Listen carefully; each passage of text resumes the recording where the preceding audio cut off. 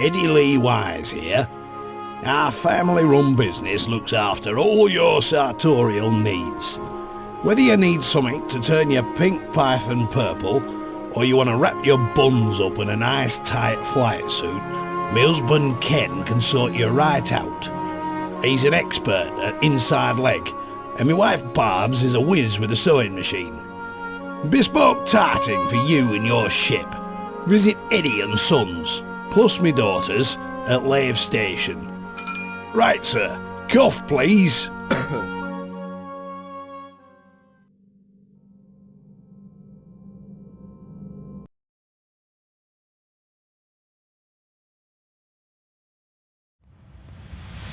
Broadcast from an orange sidewinder and hosted by a vending machine technician. It's Lave Radio.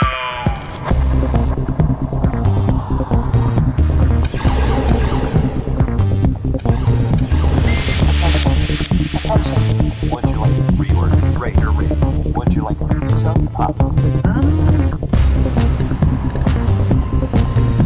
Space can be lonely.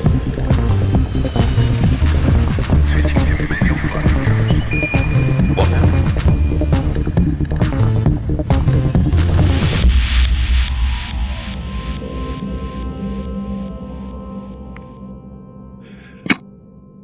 Greetings, Commanders, and welcome to episode 288 of Lave Radio, the show that likes to talk about the universe of Elite and the fantastic community that surrounds it. I'm your host, Commander Phoenix to Fire, Chief Archivist of Lave Station, and otherwise known as Commander Phoenix to Fire. And joining me in the Orange Sidewinder bar for this episode, we have our Head of Health and Safety, Commander Edelweiss, otherwise known as Ben Moss-Woodward. I'm really quite embarrassed right now, but we'll get into more of that later. Not embarrassing. I'm probably embarrassing too, but my wife doesn't know I'm on the radio with no clothes on. Oh, the mental image that's just popped in my head. And I'd like to apologise to everybody else for the mental image that's just probably popped into your head. We also have our Inhuman Resources Director, Commander Shan. Hello.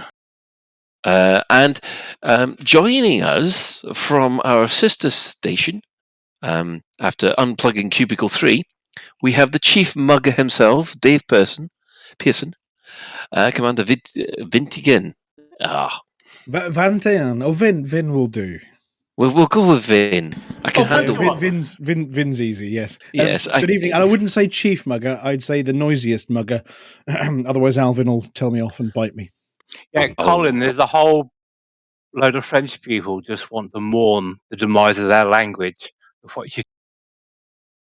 Vantean, Yes. fine. And a couple of Canadians. A few Canadians. The less said about that, the better. Right. If you wish, you can join us live. We are hanging out in game. Whereabouts, Ben? I'm currently just dotting around in the beta around Lave at the moment. I'm flying about, basically. Okay. But if you can't get to us in game, you can also join the Twitch chat channel, which you can access through laveradio.com/live. Click on the live chat, or just go straight to Twitch TV/Lave Radio. So it's been a funny old week, this one. So Ben, what have you been up to? As I said, I've got a slight confession to make, because I've kind of turned into a COD kiddie. COD. Yeah. COD. Sorry. Call of Duty. Well, according to people on the chat room, I'm too much of an old forum dad to understand what that is. Sorry. Yeah, I've started playing, and worse, actually enjoying a game that I've pretty much actively slagged off since 2010. Call of Duty? The Call of Duty franchise. And the whole reason behind that is basically, my son was like, Ben, could you come and play Call of Duty with me? It's cross-platform. And I was like, yeah, sure it is. But I went off and looked into it, and I was like, okay, it actually says it is cross-platform. And I can confirm we've had, in the same team, all on voice comms, 2 people on PC, 1 person on PlayStation, and 1 person on Xbox. Cool. And Did the it PC really- Master Race win? Well, we were playing with each other, as we should do. Ah, right. Okay, so it was co-op then, not Yeah. deathmatch. Well, we were working as a team.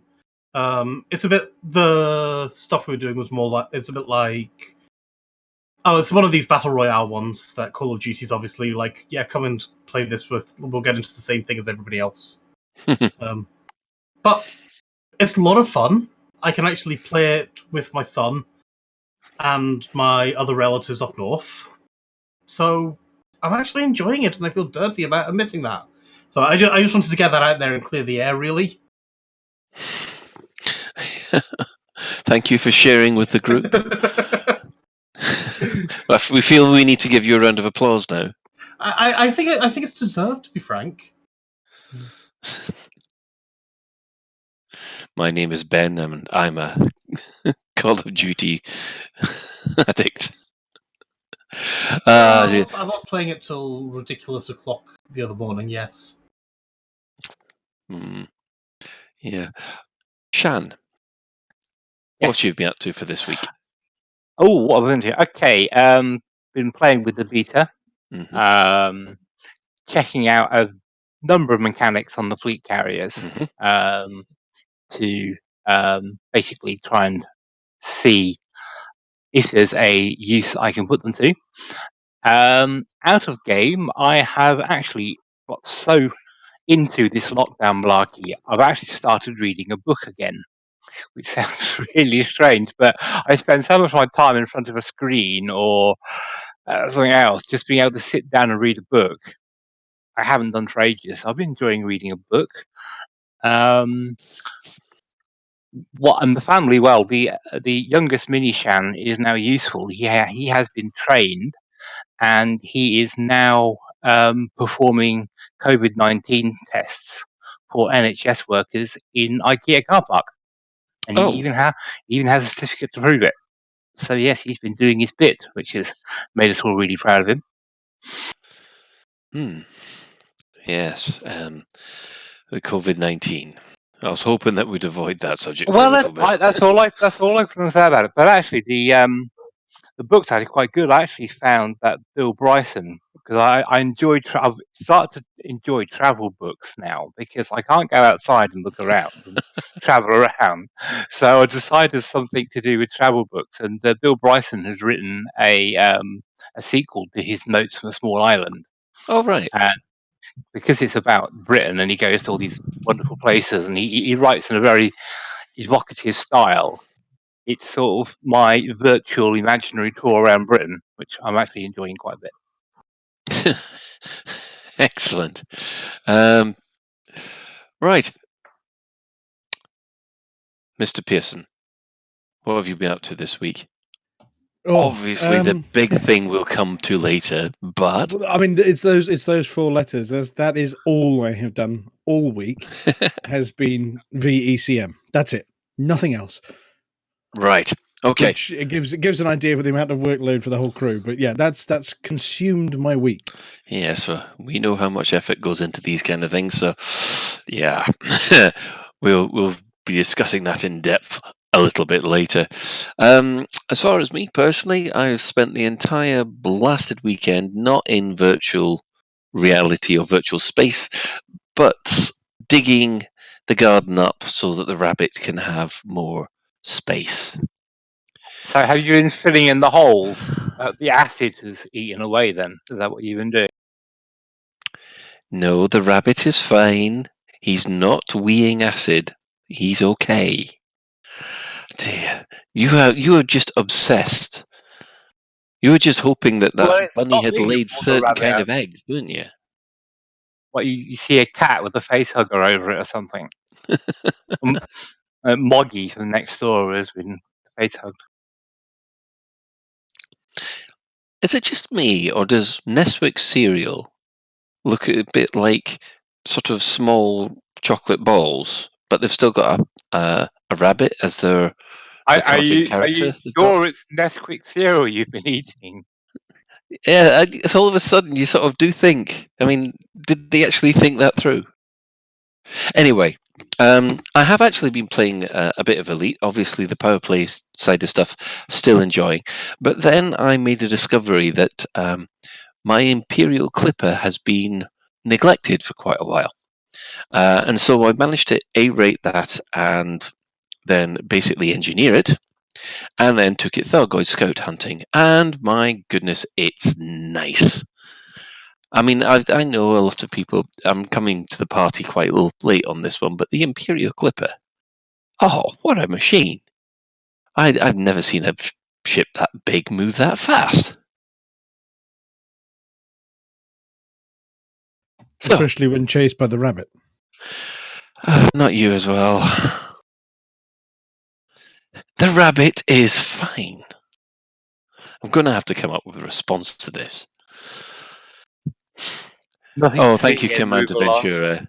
Commander Ventura, he's digging a hole Yeah. just for the it's rabbit. it's what the rabbit does for everybody else that we get worried about.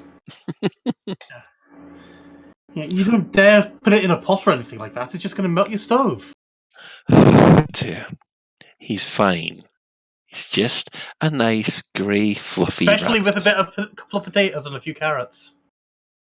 Yeah, but that's what happens, isn't it? The facehugger drops off, and everyone goes, "Oh, they're fine now. Have some food," and then it will go wrong. Right. Well, leaving the bunny news aside, we'll move on to what the development news from Frontier has been this week. Now, obviously, last week there was the big drop, which we will probably be discussing in quite a bit more detail later. But we've also had a new community manager introduce himself since then. We have had Tim introduce himself on the forums, which I'm trying not to think of Monty Python. Well, he Personally. does. He does. He actually insisted on the script for the thing we're going to talk about later that he introduced himself as some people call me Tim. So yes, he's very Monty Python himself. And I've just realised that takes us back to a rabbit again. Because it's the most vicious bunny rabbit you've ever seen. So we've had my bunny rabbit and then Tim. I can't escape this, can I? Right. No. Anybody had any first impressions? I mean, the guy seems to be quite pleasant on the forums. Typical CM kind of language, but Seems very nice. He's popped onto the Lave Radio Discord a few times, said hi, joined in things. Every time I've spoken to him, he's always been very nice. So we gave basically, him a real go on, Dave. We gave him a real baptism of fire on Saturday because he was intending just to pop in and introduce himself, and ended up staying for 10 of the 12 hours, including reading script out loud and staying live on our video camera during Buck's Top Trucker at the end of the evening. And the look on his face when he realised quite how not well Hutton truckers are in the sanity department was an absolute picture. I don't think the audience could see his face, but we could. And yes, the rest of the CM team who were there were laughing themselves silly, and he was sat there with a look of horror on his face. So I think we've broken him already in a week. Now, hang on a second. I did make an extra donation to make sure that Buck would cover up. Are you telling me he didn't? Did you not watch the pre-recorded section? Oh, it was pre-recorded. The Buck's Top Trucker was pre-recorded, you see. So Buck put clothes on. Okay. During the day. That's good. But when it got to after the watershed and Hutton's Top Trucker, it all went a little bit Dockers. Should we say Pete Tonk? No, Dockers. Everybody will know what Dockers goes like. Yeah. Well, at least you didn't say pear-shaped, because then you'd sort of say, no, he's ill. But no, the poor chap, he arrived and of course immediately went into working from home. Yeah. Because he's only been there a week and 3 days. Yes. Now. Even more, he's moved country. Yes, and obviously we've got a huge echo coming from you, man. Yes, that's because my house has got nothing in it yet. Was his response. But yeah, I mean, he got thrown in properly at the deep end. Obviously, he's not able to share his office space with the rest of the team. And yeah, we gave him a proper introduction to the community on Saturday. He's a lovely chap, though. Had a long chat with him prepping out the script for the sketch they did for us, and he's in on the joke. He's got the right sense of humour. He fits very well with the rest of the team. Excellent. Well, moving on from Tim, we'll move to the other CM now. As you know, the beta has been happening for the last week. On last Thursday, Bruce made an announcement about upcoming beta changes. Effectively, to summarise, they've just said, "Listen, we've been evaluating all the feedback that we've been getting from you guys, and it has been volumes and volumes of feedback."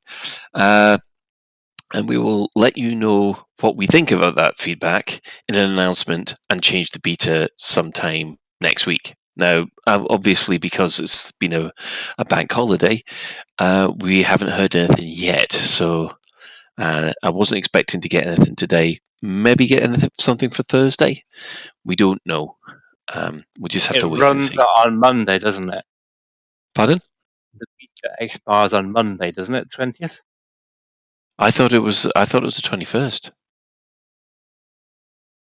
Well, anyway, we'll have to wait and see what they say. They might change the beta for the last few days. Yeah. Well, on Friday the 17th of April, Frontier have decided to host a movie night. Ben, you got more details on this? Well, it's basically Frontier, as you say, they're doing that. They put up a poll on their forums saying, what film would you like to watch? And I'm intrigued by this because they said they're going to open up their Discord for watching this film, which surprises me. I would have thought if I were Frontier, I wouldn't open up my Discord, but I could see them creating a brand new one. But we'll see. I don't know what the results of the poll are, but the films, if I remember correctly, and I'm going totally by memory because I've got no notes on this. It's Jumanji, Star Trek from 2009, Ghostbusters 2, and Jurassic World, Raptors, and things like that. Yes, no, it's Jurassic World, not Jurassic Park. Right. Yes, That's interesting because that's all films they've got license connections to, isn't it? Funny that, isn't it? Is funny. Well, apart from Star Trek, really. But they're all Universal, and isn't Star Trek Universal? No, Star Trek's Paramount. Oh God, I know that. Jeez. Yes. Anyway, so until we get more information back from Frontier, I think everybody will have to wait and see what. It'll be interesting to see what the logistics are going to be like. Because usually when I've seen these film watch-alongs, it's always been, right, everybody go off and get Ghostbusters 2, right, and 3, 2, 1, press play. Because obviously redistributing it on Twitch or something like that is very, very naughty. Are they going to let you pause it to go to the loo and then come back or something like that? You know, when you have your friends around, you go and make you out of sync and everything like that. If everyone decides to pause it, and they claim that you log off skied and publish salt about it. Yeah. No, you just have to all just chat together in a big chat room next to the movie. Not 2 weekends in a row. I mean, I've done some of these live talk-along things on Discord with The Expanse, and they've been a lot of fun. Are they going to allow webcams to film on the reaction videos you see on YouTube? You know, where video for a film from 5 years ago. Actually, Star Trek's 2009, so that's 10 years ago. 11 years ago. Christ, I can't believe it's been 11 years ago since the JJ Star Treks. Yeah, that's really quite scary.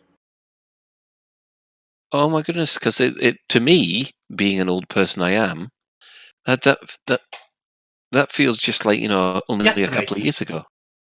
Yeah. No, it doesn't feel like yesterday. I'm not that cliched. but still. Anyway, Well, to put it into well, perspective, how long has Lave Radio been running? Nearly is our 300 Since- episodes. Was it since 2013, isn't it? yeah, this is our 6th. No, this is our 7th year. Well, and that does just also feel like yesterday. Yep. No, it doesn't. This feels like it's been going on for forever and ever, and it never stops. So- Never. Our resident monkey has gone off and told us that the beta is running until the 20th, by the way. Oh, so it is Monday. Thank you, Norman. Terms and conditions apply. You never know. They might want to extend it. That's what the announcement might be. But you do get the Who knows? impression that they're getting an awful lot of feedback. Yeah, and some of it's good, some of it's bad. I mean, we'll come into the beta-y things in a bit, I suspect. Yeah. Definitely. Yeah. Right. Well, moving on from there, we have actually had a a newsletter this week that came through, and I must admit, I'll have to put my hand up and say I've got a vested interest in this newsletter because I got a mention. This is why you liked him. I know. You printed it out and framed it. It's Bruce. He dropped me an email saying that he's really enjoying these sanctimonious stories that I write, and so there is a little section dedicated to the sanctimonious stories in the community section. So I'm a bit chuffed with that. Mind you, it's well down the list because there's obviously vECM at the top, and then you get the fleet carriers. Yeah, vECM was above the fleet carrier reveal. The fleet carriers weren't the headline As feature. it should be, to be honest. Also, there's been a store spotlight. For the last 4 days, I think we've missed it now, but there was a sale on the store, which was quite nice. And we do have some new letters, stylings, and bobbleheads which have appeared in the store as well.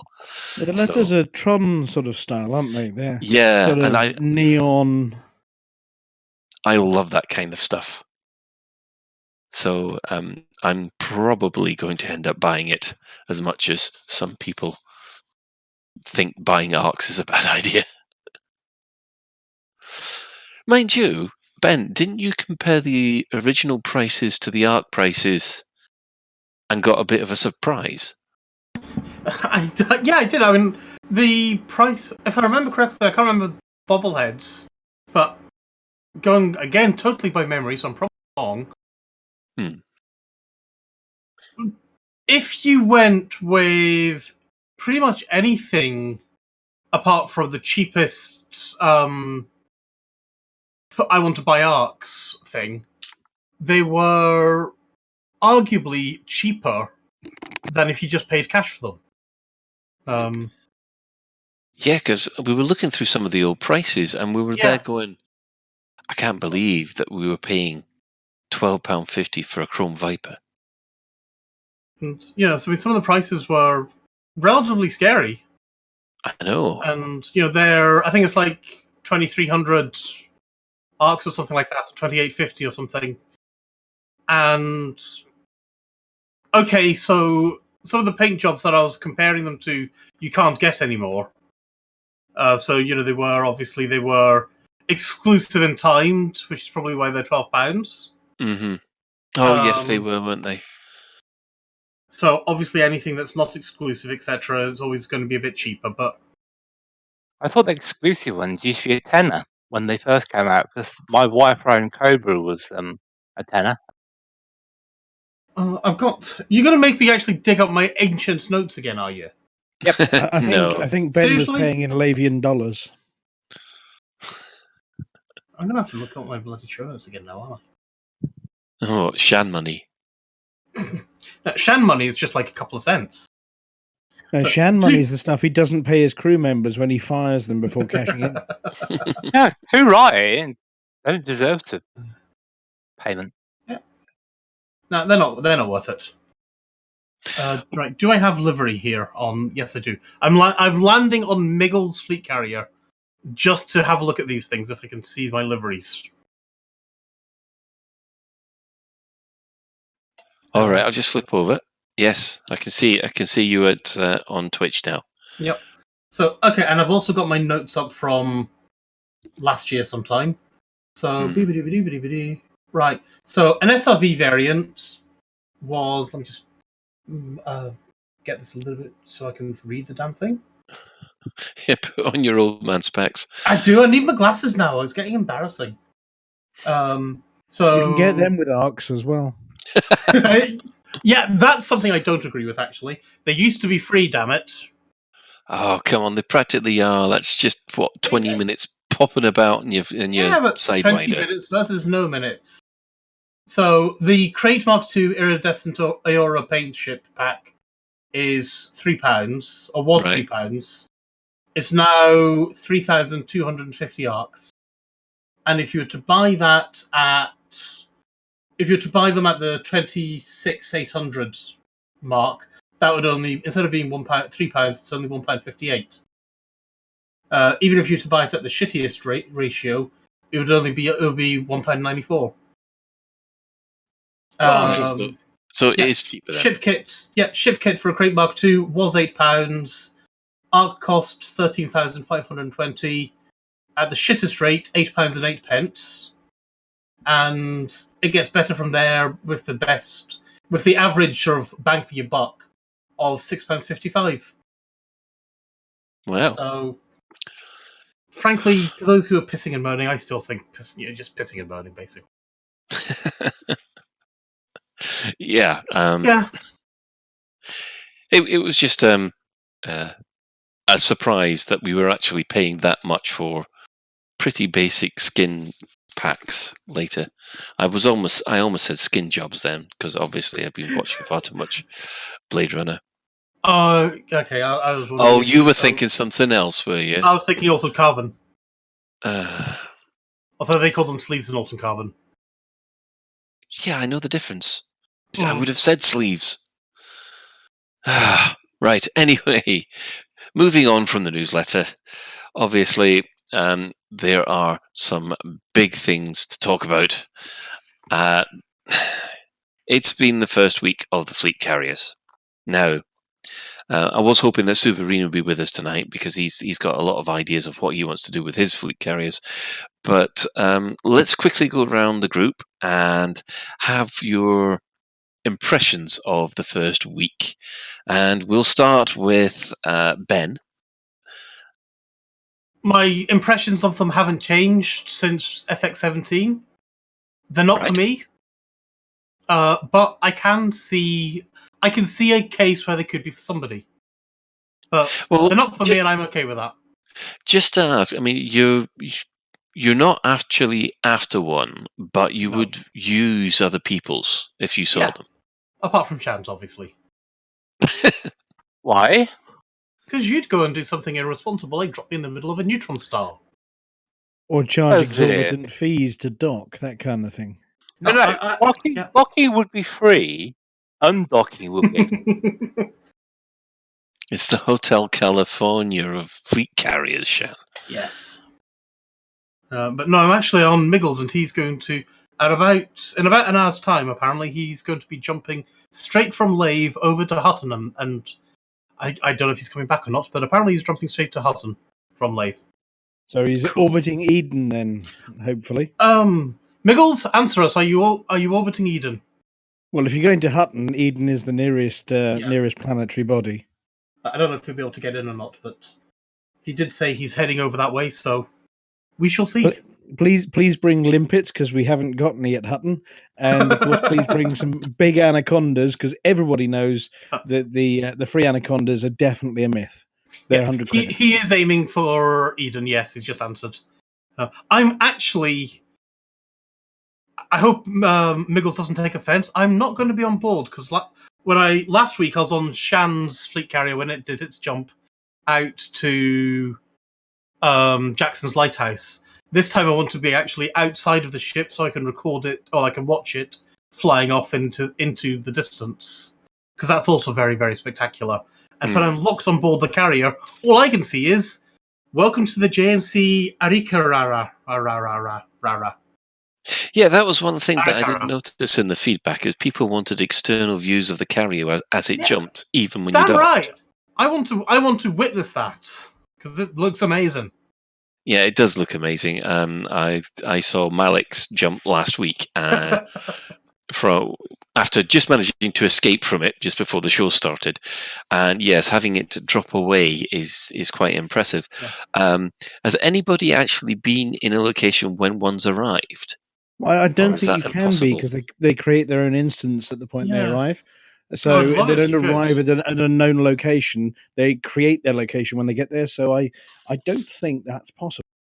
Oh, that's a shame, because there's nothing more scary than just sat around in a combat zone and suddenly you hear something like capital ship jump point detected, Massive and friendship surge detected.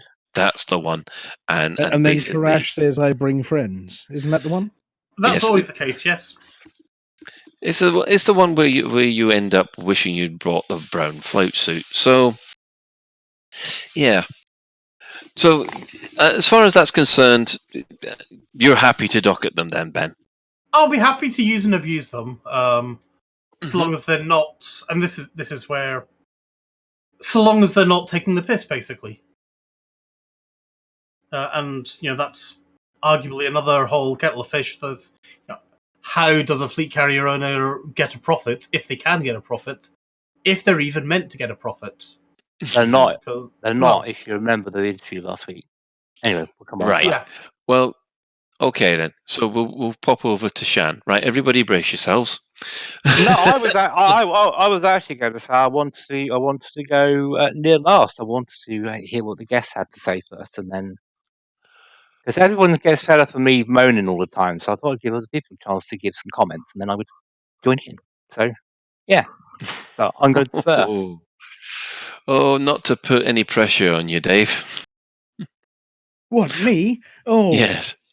I'm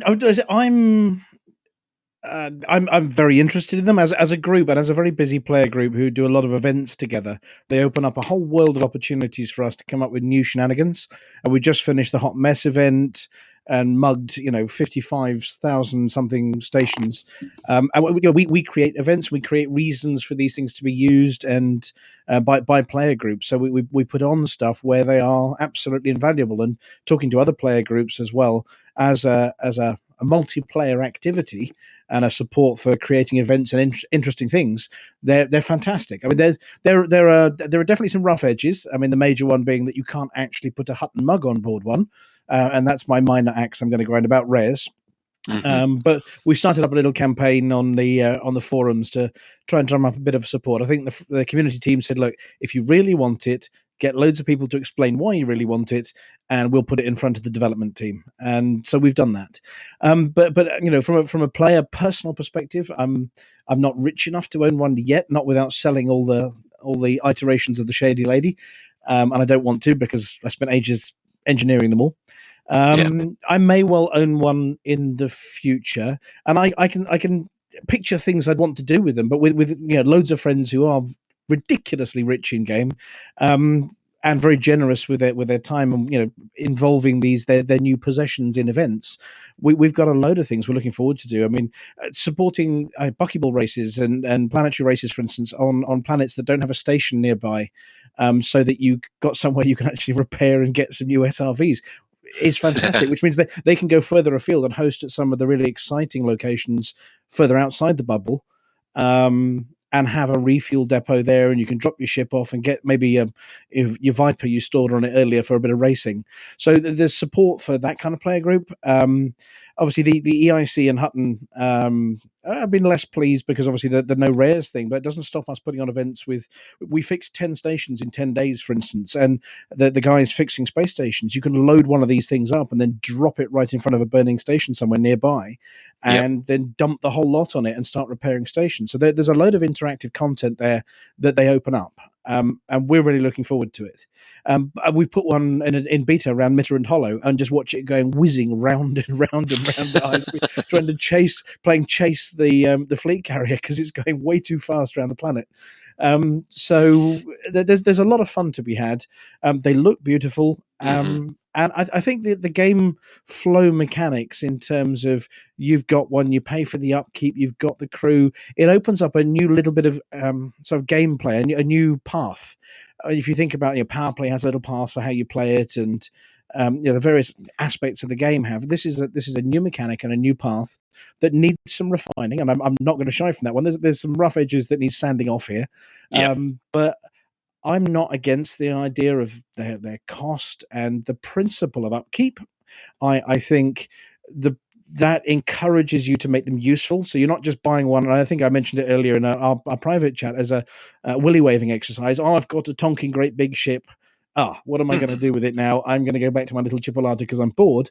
It encourages you to do something useful with it. If you put it somewhere where people need it, if you have a demand for materials or goods that people need, or you're selling something they need, and you think about it and you plan, and this is another thing, you have to plan to use it. You can't just, I feel like flying that today. No, you actually have to write, if I'm going to go on an exploration mission, I need to put loads of fuel in it. I need to send it on ahead so I've got a mobile base, and then I'm going to fly out and follow it. So it's for those kind of people who like planning a gameplay, even if you're playing on solo, for yourself, and having to think about what you're going to be doing. Now, that doesn't appeal to everyone, but it encourages people to come up with a management plan for this thing that is quite interesting. How am I going to use it if I want to go to Sajay? Do I fly to Sajay and then bring it out, for a week or so? Or do I send it on ahead while I'm playing my normal game? I just every now and then just make it jump again, load it up with fuel, and then I'm going to go join it later, and it's already got my spare ships on it to go and do the mining. So I've thought about this in advance,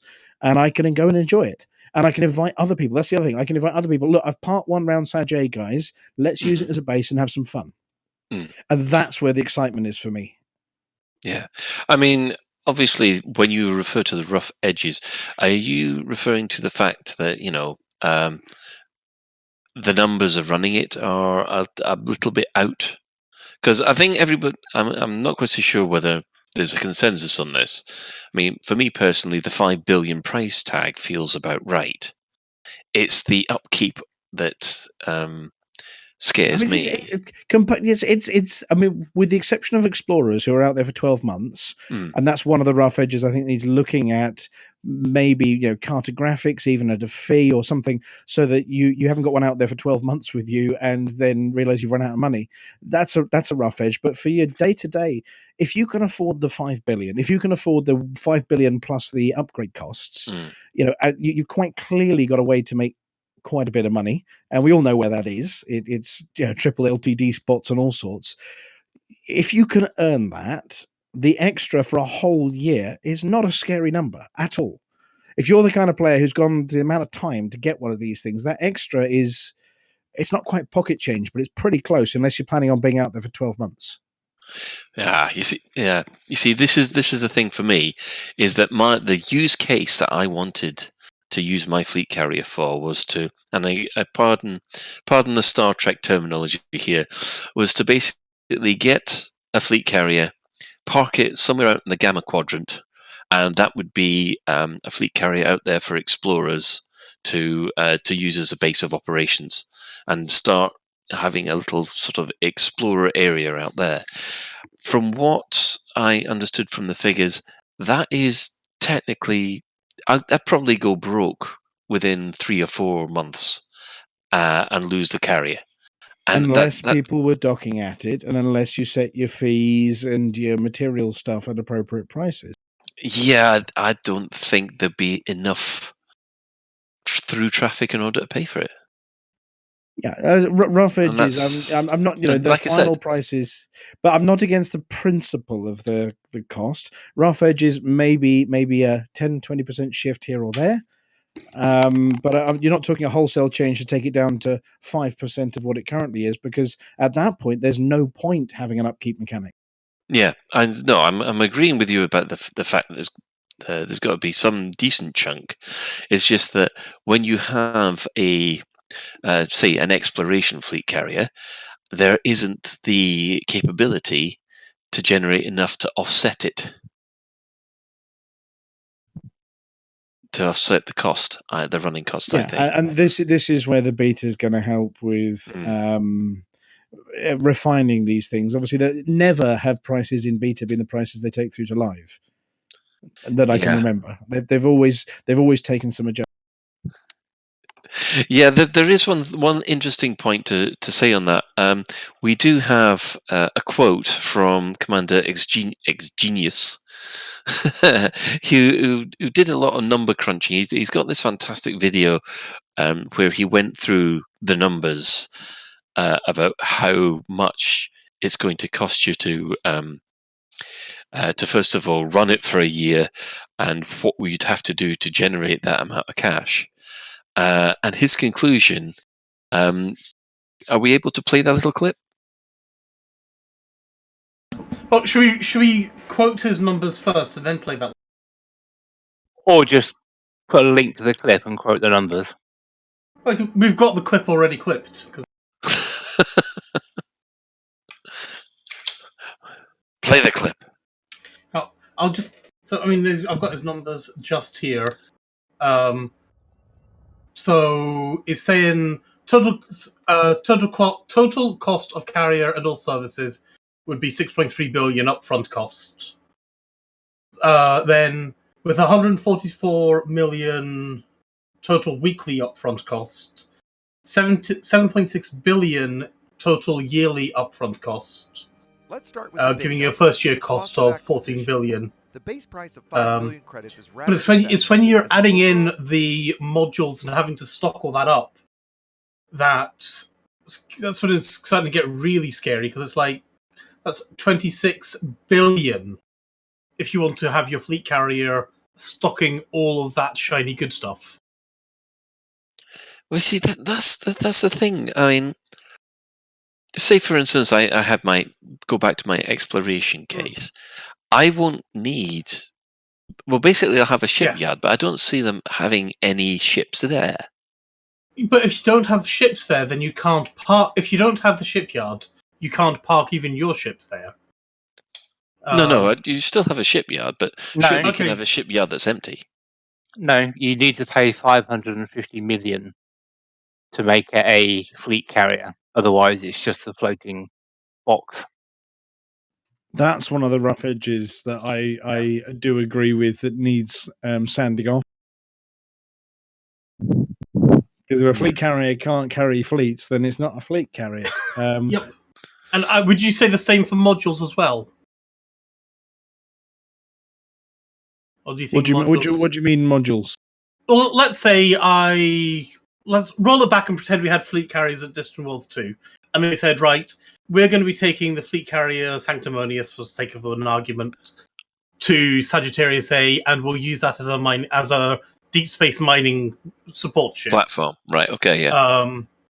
Now, I would have gone off and found that ship. I'd have transferred all of my mining modules and mining ship into that ship, and then I'd have flown out to Sag A in my Crate Phantom and done my exploring stuff, gone there, and then I'd have gone off and basically kitted out. I'd have taken I think it was my crates that I had kitted out as a small mining ship. My Crate Mark II that I had kitted out as a small mining ship, and I had a couple of different modules just sitting that I actually shipped out to Sagittarius A, the fleet carrier that got built there. But I shipped all those things out. But I'd have put them onto a fleet carrier if I could have. Right. Shan? Yeah, I just want to take a look at the mechanics, because I think we all agree they can tweak the numbers. Shan, should we keep with the numbers, and then we'll play the clip, and then we'll go into the mechanics, if that's okay? Well, we can do, I guess. It's just I want to focus on the mechanics with the numbers. So surely roll the numbers, because we all know what they look like, I guess. But Does no one want to play that clip then? The beta for fleet carriers is now in our hands, which has raised two significant questions. Who and what are they for? With those two questions in mind, let's have a look at the fleet carriers beta by boiling them down to the numbers. Let's start with the big numbers, the cost of acquisition. The base price of 5 billion credits is rather deceptive, as the overall cost of ownership is much, much higher. After purchasing the carrier for 5 billion, you'll want to add additional services, such as refueling, repair, etc. Adding them all will set you back an additional 1,385,000,000. There are then the weekly upkeep costs. Again, with all services installed, this is 147 million per week, bringing your 1-year upkeep cost to a staggering 7,644,000,000. This makes your total first-year cost an eye-watering 14,029,000,000 credits. But it doesn't stop there. Let's say you'd like to add a shipyard and module sales.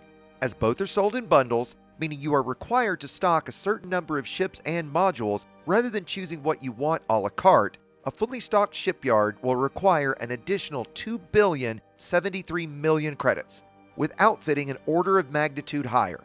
Again, sold in bundles and tiers, with the highest tier offering the larger A-class modules, you will need a total of, and I hope you're sitting down, 26,460,000,000 credits.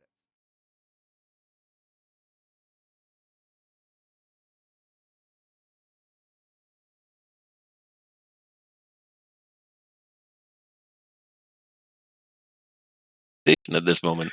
Do you mean Lave Hey. Radio? Hey. Okay. I can't believe you got go. our entire show's name wrong. Hang on, no, I was actually saying Hutton Orbital are more Oh, right. professional Oh, than sorry. us. I'm just reading you wrong. No, Right, no. You haven't listened recently. This is NFH, as we refer to it, also known as seamless, but normal for Hutton, and obviously, Lave Yeah. is just It'll be as fixed seamless. in post. Right. Okay, I'm going to count to 3. At the end of this 3, that last 5-10 minutes never happened. Okay? And I'll Well, just hand turn it around. Diddle-a-doo. Yeah, we're going to do a Scooby-Doo moment and I'll just point at Shan and say, go. So, okay then, Shan, go. Yeah, thanks, Colin. That was quick.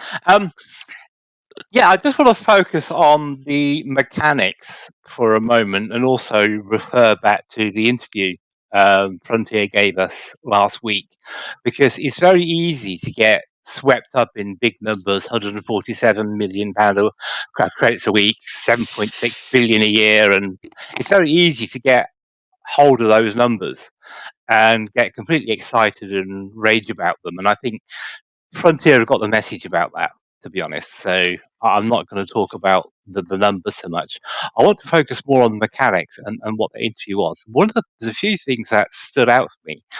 First of all, it was the about the upkeep mechanic, and also the fact that there's some kind of technical issue that prevents them from just mothballing a carrier. So you can't just mothball a carrier and bring it back. The asset has to be deleted to be cleared up, and so that's what drives the upkeep mechanic. So which does allow us to touch a little bit on the figures, because the upkeep mechanic can't be so small as to not allow these carriers to be deleted and cleared up after a while. So I think if people are expecting it to go away, I think that's a bit unrealistic, simply because they need to clear these things up. The second thing I thought was quite interesting was, I believe it was a quote from one of the developers, and they essentially said we don't expect them to make the money back. So the way they've designed them at the moment, if Wasn't you're, it Dav who said that? I thought it was Luke. But anyway, Was it one of Luke? the developers, Yeah. one of the developers said, we're not expecting them to make the money back. So this idea of somehow fiddling the markets and putting them in clever places, unless they drop the cost, they're not designed to make the money back. Which then is what 21 just said. It then becomes about having a sugar daddy as a carrier who is prepared to pay for everything. And the other mechanic I thought that was quite interesting was universal cartographics. And people say, "Oh, just add it in, whatever." But what they implied on the interview was that it wasn't just a matter of putting a checkbox that says, "Oh, you've got universal cartographics now." They seem to imply it was a development time needed on them. So they're the kind of mechanics things that stood out to me about that particular interview. Is that it ain't as easy as what people think of just getting rid of this and adding this. Now the refueling mechanic's quite interesting. Because I think people have worked out that, because I've tried jumping the carrier around and things like that, is you can't just load it up with fuel and tell it to go, right, 25,000 light years of range, right, I'll meet you at Colonia. You can't do that. You have to jump, almost have to jump 500 within 500 light years of your carrier and bring the stuff back. So you almost have to escort it all the way. You just can't send it on its way. So I'm just going to pause here a minute and let other people jump in.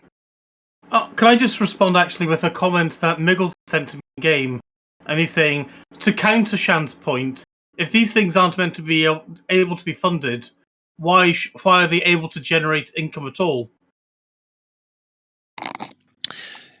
Yeah, and on top of that, Mac Winston's actually put out in a very interesting little comment. It's of, yes, you can clear them up, but don't clear them up in a player-punishing manner. Have a timeout, and if they don't log in within, say, X amount of time, delete the carrier and refund its full value. But while you're playing with it, then you have an update. And I think that's my main. We talk about mechanics about the whole upkeep thing. Is it doesn't matter how much you dress it up, you are punishing players for a better word. You are disadvantaging players who do not play elite Minecraft, and when they don't log in. So basically, the way the economy works at the moment, mining is by far and away the most profitable use of time there is. And people who say, "Oh, well, that's only a few hours mining a day or a week or whatever to do that," well, that's fine. But if they change mining, or if there's some mechanic which means it's not as profitable, and they rebalance it, what are you going to do? True. So, and also, just very quickly as I jump in, having the game that was such 30 years worth of lore and rich universe and the galaxy simulation and all the wonderful stuff around it, resorted to refine to, "Oh, I'll just shoot a few rocks with a laser and wait for the Olympics to pick it up." That's a shame. Isn't that a shame?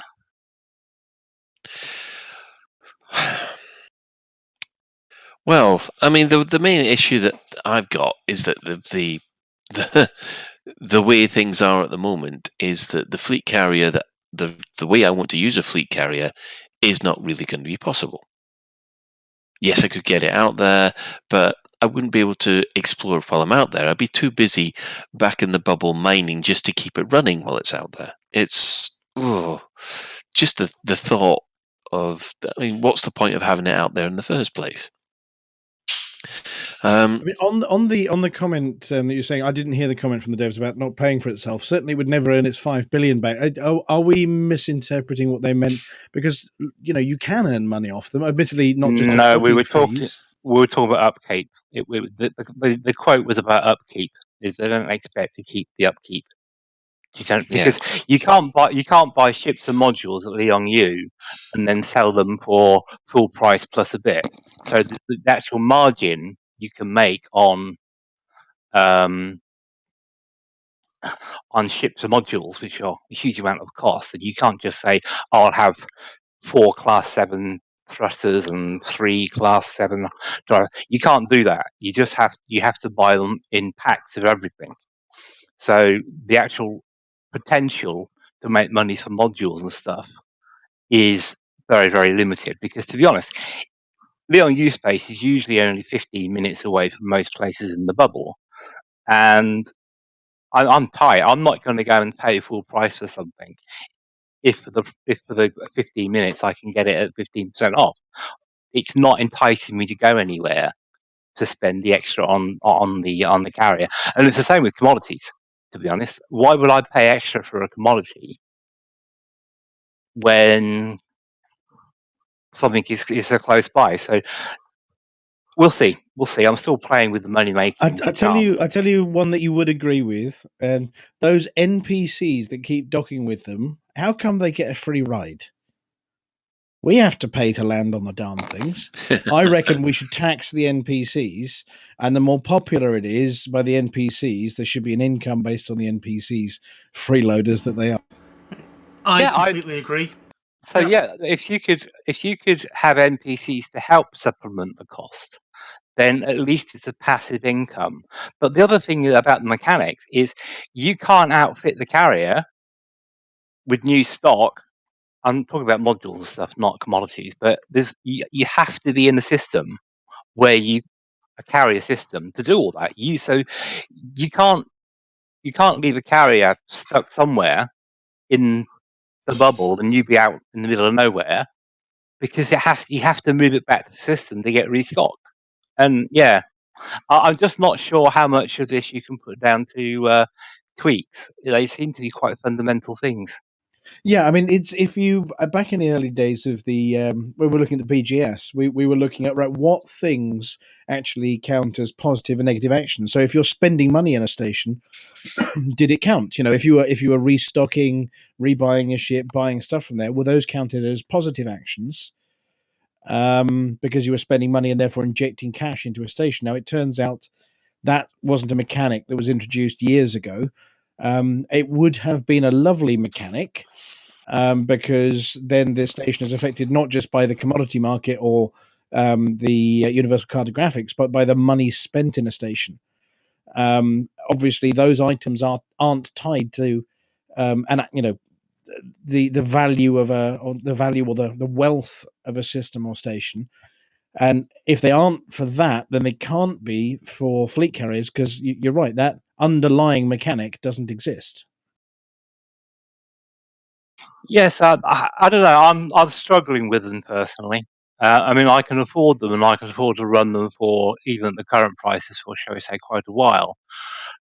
But the other thing is that in almost any MMO, there are vanity items. Whether it's a legendary arm or the legendary weapon or the glowing mount or whatever. There's something that players look at and think, "Oh wow, I really want that. I'm going to grind for it and I'm going to get it." And then people think I'm wonderful. This is something players aspire to. The willy waving that I was mentioning earlier. Yeah. But for me, with a carrier, if it stays as they are, if someone jumps in and sees a carrier, I'm not going to go, "Oh wow, someone's rich enough to get a fleet carrier." I'm going to go, "What a plonker for wasting all their money." That can't be right for an item that you say part of it is for that vanity value, to make people think, "What a twit for spending all the money on that." Doesn't tell me how rich they are. It's like the gold toilet. You think, well, yeah, you can get a gold toilet, but stupid. Right. Well, let me just put this in, because you personally, Shan, might not think that they're any good. But there are player groups out there that do want a fleet carrier, at least one fleet carrier in their group. And it's not a case of them saying, "Oh, right, we're just doing this to show off." They've got ideas of how they're going to use them. If I'm not dissing that, what I'm saying is one of the reasons why you have high value items in a game, and I believe part of the reason why they made them solo ownable, because what the 21 was saying. Hang on. Who asked for them to be solo only? I remember somebody saying, "Oh, I asked something at a bar in Lavecom about them being solo only." Well, my point was, if you make them squadron only, then whatever limit you have as the number of people in the squadron, you can just recruit your friends, pay them a bit of money, buy the carrier, so it becomes a pointless exercise to have them squadron based, because it's easily circumvented. But I'm not dissing people who find a use for them. I'm just saying the use case does not outweigh the amount of time, effort, and money that you put in them. And also, most of the examples I've heard can be done just as well on Discord or kept within the jump of the bubble. I don't know. I'm struggling to find a use case for them, but I think that's worth 14 billion of someone's time. Well, I mean, yeah, I think we can all agree about the fact that everyone's looking at the price tag and going, okay. I mean, I don't know, but I don't think I've come across one person who sort of said, yep, that's fine, but Ben. So I do have one potential use case as offered by Cold Czar. And he's saying he wants to get one, leave it empty, give it an obscene or insulting name, and park it somewhere. So the ultimate trolling fleet carrier. Yeah. You know, he'd go off and park it in the middle of Hutton space and say, and call it Lave Radio or something like that, say. The decommissioning... That'd be mean, wouldn't it? Yeah, the decommissioning aspect raises an interesting question, because if you pay real money for a fleet carrier, skin, paint job, whatever they call it, and that's then deleted, but you paid real money for it, Yeah. I'm not sure I about the raised that- legality for it. I raised that point last week with them, because that was one thing that I didn't like. Because, you know, you've spent, I don't know how much it's going to be for a paint job or a ship kit, and then you don't have access to what you bought it for. And no, we're not going to have any fleet carriers around Lave Station called the VNC Biggest Dickest. Thank you. So what was the answer to that question then, Colin?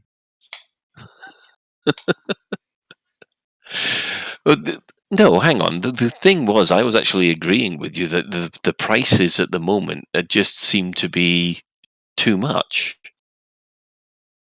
Well, I'm trying not to focus on price. I'm trying on the mechanic. This thing of buying something, it being taken away, and you not being able to use something you paid real money for. Is that what you asked about?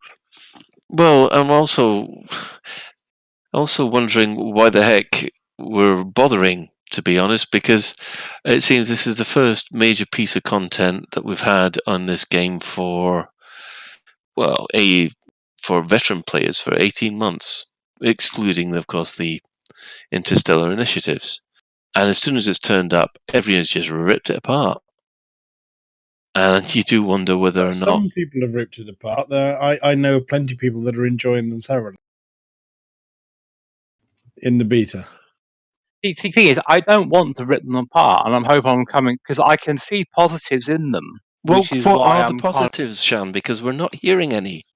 Go on. I had my whole section earlier on the positives in terms of player agency and groups and enjoyment and events.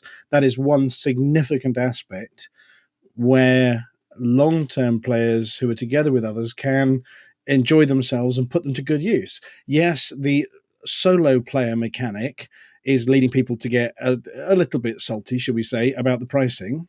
But for those of us that enjoy the company of other people and can put stuff together to have fun with and publicize it and share that information out with the community, it's a great asset, and it supports events. It supports creation of reasons to use them that aren't totally artificial. They're for racing, they're for fixing stations, they're for supplying, curing famines. Therefore, I mean, I'm just seeing messages in our there's a Hutton chat going on for finishing up the hot mess.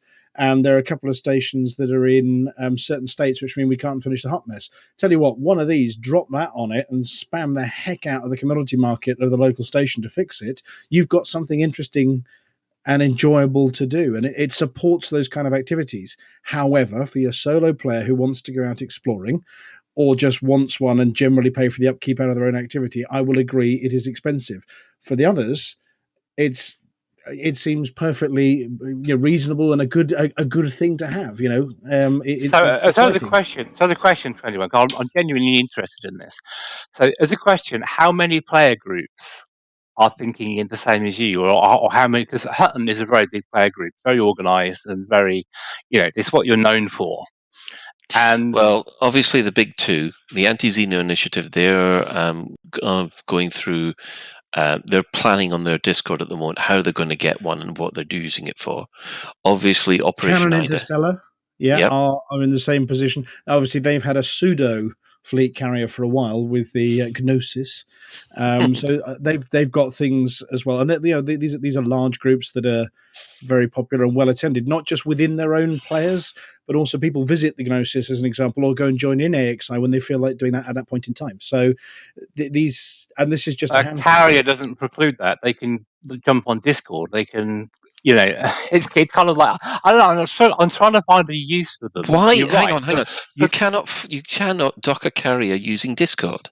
You cannot dock If a. you don't need to, That's that's all why- in And you game. can't load it up with the materials that you need to fix a station. You can't load Discord up with, Yes, you the can organise it. You gameplay can involved say, in a you can fleet. say, you can say, "I'll meet us in this system in an hour," and we'll all dump it together. It's the same Yes, as a but hash. Shan, what was one of the biggest problems that AXI had fixing ships out in the Pleiades?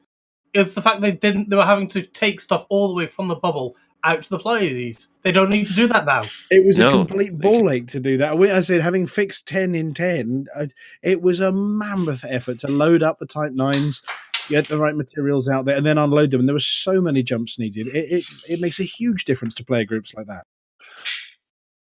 So that's an interesting question in chat by A White Buff. He said, player factions have been diminishing rapidly. Do you think having a carrier will bring them back, and for how long do we think it'll bring these player groups back? Just a It depends on how creative the team behind that player group and that squadron are, to be fair. Yeah, I think to tell you the truth, it's an incentive. I mean, that's one of the ironing out issues that I would want addressed, is the fact that how to make them more relevant to player groups, so that player groups could help out with maintaining the costs somehow. I'm not quite so sure how they can't do it with the present mechanics. We know that, but it would be. I know that the Anti-Xenia initiative would love to be able to have their members just drop a couple of million credits in just to keep it running. It's not. Yeah, it's the case of not being able to transfer the money about. Sorry. It's a case of once you put money into the carrier, you can't take the money out. If you see what I mean, same with it. You can deposit the fuel, but we're already looking at you get a wing out mining, you get a T9 full of LTDs, you give it to the owner and say, there you go, mate. There's some pennies. You've got an evening's gameplay playing with other people, or you go to a war zone and you earn money, like with Tyrant 425, and you go and blow things up for ages, and you got some money in a wing, or you can go mining, drop the guys some void opals. I mean, that will pay for a heck of a lot of upkeep. 4 players. Load yourselves up, have an evening fun gameplay, and then all of a sudden your group's contributed to your carrier because the guy's richer and can then put the But money then into we're the back fleet to carrier. Elite Minecraft again, aren't we? That's the No, elephant in the room. You're is going. to It's not. op- I've never played Minecraft, but look, it's not. It's not Minecraft. You're playing together to achieve an aim, and you use the mechanics you're provided to do so. And if the mechanics mean you have to go mining together and put some money into the person who's paying for your fun because he's got the mega ship and you want to go do stuff with it, then you're talking about cooperative endeavor. And I don't see that as Minecraft at all. I see that as just fun I mean, cooperative endeavor. Minecraft, as in digging a hole.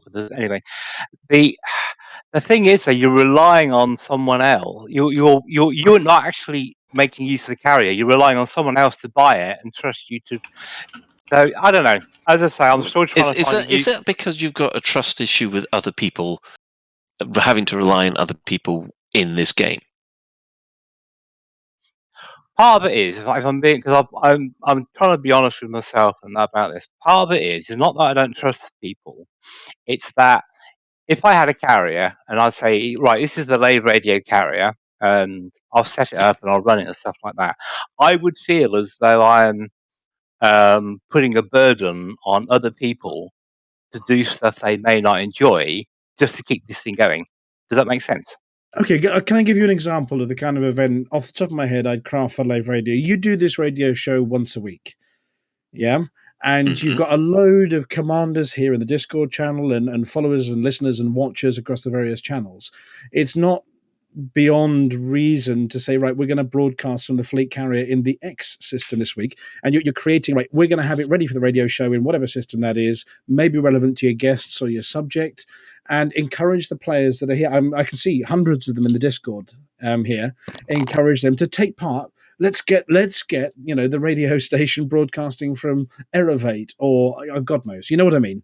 And you've instantly created something where your Lave radio enthusiasts can take part. And yes, one person has to take responsibility for this week's radio carrier, but you've got something people can do that keeps them engaged with the game and not just going out there, I'm going to get another void opal, I've got another void opal, or blow another ship up. So you're creating content based around the activity that you guys already do. I mean, you create this content every single week, and you can tack a fleet carrier and some operations onto it. My thought around that is though is I sorry for jumping in, but I just try to work it through in my head because is my thought is if we're going to meet an aerobrate system Lave radio, why do I need a carrier there if we can say, oh, be on this week for Lave radio at 8:30, we're all meeting in the aerobrate system. If you want to join in, meet us there. To be fair, you could run this radio show without having anything in game, and it would work. But what I'm talking about is creating Content. You're making an stuff event. to do. Yeah, you're making an event, and you're creating something that people can get behind and get enthusiastic about. You know, they love this show. They love the principle of Lave and the whole Lave independent thing. For instance, when loads of people battling to keep Lave independent, you created an event around it and around the location and your rare goods. As we do, and it's a thing that you have a vehicle here to create, and that makes it interesting, and it gives people a focal point, and that focal point's needed to drive some people. Not everybody's as creative as you guys are with a radio station, or AXI are with their anti-Zeno stuff. But if those people are out there creating stuff, it's the old Wayne's World thing. Put it on and they will come. So you're contributing to other people's fun. People have suggested we move it to the other side of DISO. I'm going to ask another question. Graveyard and park it in Right. research. Okay. What we're going to do, because we're going to run out of time, and there are other things to talk about. Believe it or not. Sorry, can I ask one more question? No, because I want Ben to go next. Then you can ask your question. Okay. Then we'll have one final point from Dave, and then we'll wrap it up. So, Ben, do you want to go next? I'm okay. I actually interrupted with what I was going to say anyway, with the whole, with that we're basically we'd use it to create an event as Dave was looking for words. Okay. Sorry, David was looking for words. Okay, then, Shan, go ask your question. Okay, question for the week, I guess, is: would Frontier have been better spending the development time on something else and ditch fleet carriers? I'm not expecting an answer now, but I'm just thinking it the time. No. Simple answer: no. Fleet carriers, in my opinion, are a test bed for things that are coming later. They want to iron out player markets. They want to iron out, I don't know, little things like base building before a certain other larger product comes out later this year. So you're assuming then, and I think it's a reasonable assumption, you're assuming that if we do get base building, they will mirror the mechanics of.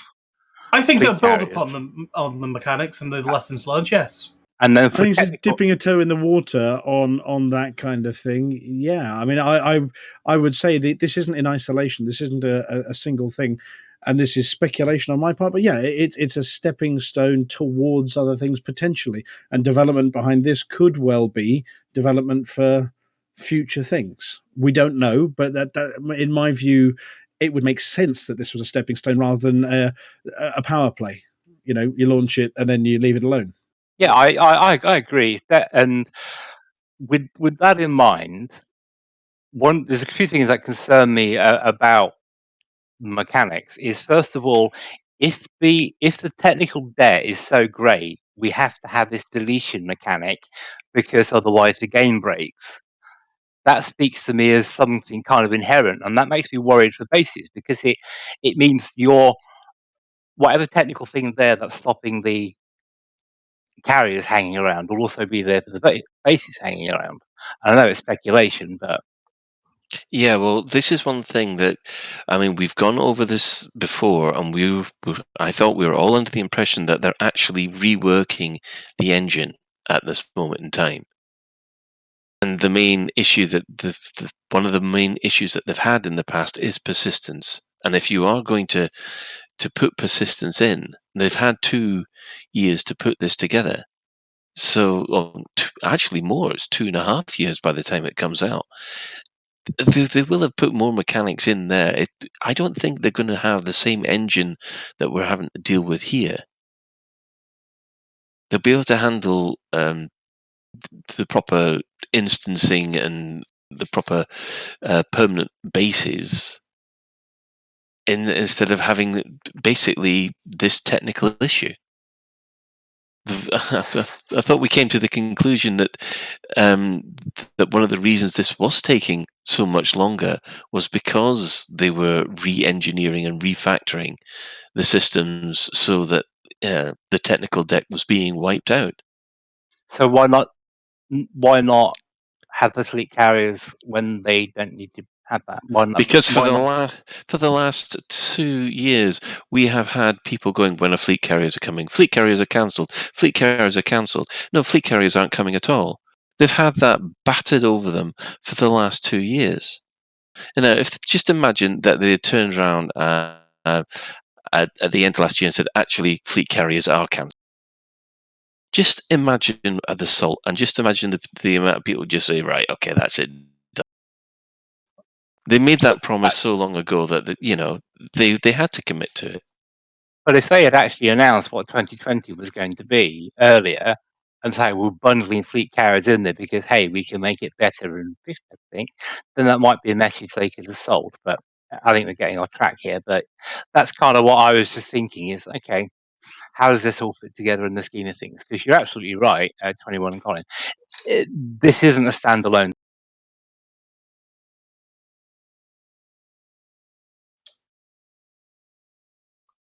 Sorry, dead air then.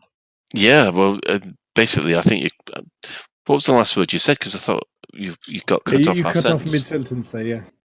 All right, no, sorry. I said I agree with 21 you, Colin, that this is something, this is part of something, this is part of a longer game to be thing. Hang on. How come you're crediting them with saying what I just? Because we Oi! blame you. We're definitely blaming you. Can I talk about the most exciting thing I've seen, though, by the way, in this update that we haven't Go on mentioned then. yet? Go The on. queuing for CQC.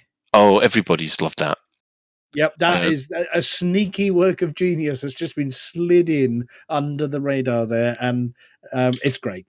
Yeah, I wish they had actually put that in the actual patch notes, because I was watching Malik when he was doing this his evaluation of the first fleet carriers, and then all of a sudden he just sort of said, "And your CQC queue's ready," and everybody who was wanting the channel went, "What?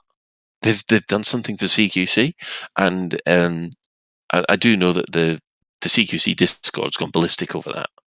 They're incredibly happy.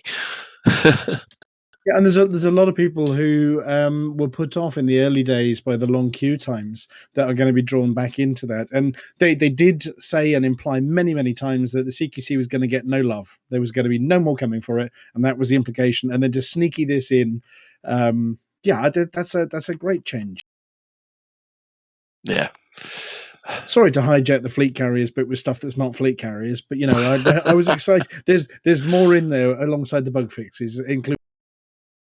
Yeah, it was almost like the "and finally" thing from Apple launches, wasn't it? Apple used to say, and I thought that and was finally. Colombo. One more thing, one more thing was the Apple one, wasn't it? That's or right. was it Colombo? I can't remember. Oh dear, we're that old we can't remember what Steve Jobs said or what Columbo said. Never mind, they're both dead. Anyway, I went dark there. I do apologise. You did. I thought you were taking. You're taking a deep breath, ready for your next bit. No, because we're going to go to the lighter side of things, aren't we? All right, yeah. Everybody's saying one more thing was Columbo. No, I'm sure And- it's Apple. No, and finally was news at 10. Trevor McDonald, yes, and Yes, finally. it was Trevor McDonald. It was always a. And finally, we have a bunny in a bath. That'll be. An acid bath. Oh, I God, thought it was on a pot on the stove, but anyway. I can't mention bunnies at all, can I? Right. Dave, one of the reasons why that you are here is because something happened to you over the weekend, and I was a lot broken. of a lot of things happened over the weekend. Now, obviously, virtual ECM, it's an absolute. Oh, hang on a second, getting alert. You know what? I think we might take a break. Have a 5 minutes to recover from the fleet carriers, and then come back with virtual ECM. Yeah, we absolutely. I don't mind. We've even got a special advert that isn't even recorded or given to Ventura yet. It's not 5 minutes long though. I'm sure Norman can find some way to make it a bit long. Does that mean 5 minutes from now? Have I got time to go and get some more gin? You can do your bit, and we can have another. We can do another thing, and we can find gin. Or do you just tell me when you want your other advert, or whether to banish me for some gin to prepare me for the next? Which would you prefer? Would you prefer your gin before your thing or after your thing? Oh, after my thing, because otherwise I won't be able to see. In that case, then, unless Colin wants otherwise, take it away, 21. New and available only from Lave Station. The latest in tarting for you and your fleet carrier. My husband Ken's a whiz with his big roller, and my wife Barnes loves cleaning up after him with white spirit. If you want to turn your fleet carrier carrion red, or your mobile docking pad potent purple, come see Eddie Wise and sons, plus my daughters, at Lave Station.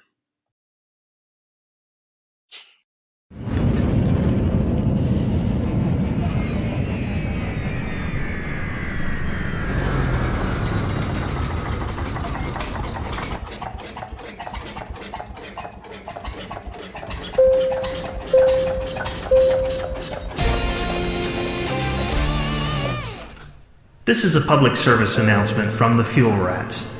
Please stop what you're doing and pay attention. If we can rescue you, we will, but you can help us help you by following these easy steps. 1. Fly 50 light seconds or so from the system's main star and drop out of Supercruise. 2. Note down the current system and the nearest stellar body. 3. If you're on emergency life support, log out immediately. 4. Go to fuelrats.org and click Get Help. 5. Stay calm, hold your breath, and let our seasoned professionals do what they do best. The Fuel Rats. We have fuel, you don't. Any questions? Space can be lonely, but sometimes that's just what you want. Choose your holiday, the gas giants of Aliath, partying the night away in Yorkville on Aquada, or even go back and find your ancestors on Earth. The Rockforth Corporation makes your holiday special, and will let nothing disturb you.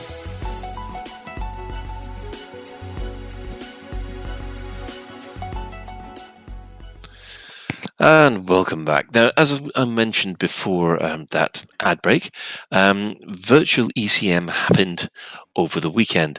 Now, there's been an awful lot of events happening, and while Dave is off recharging his...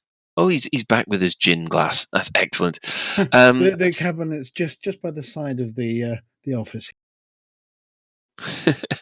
So, how was it?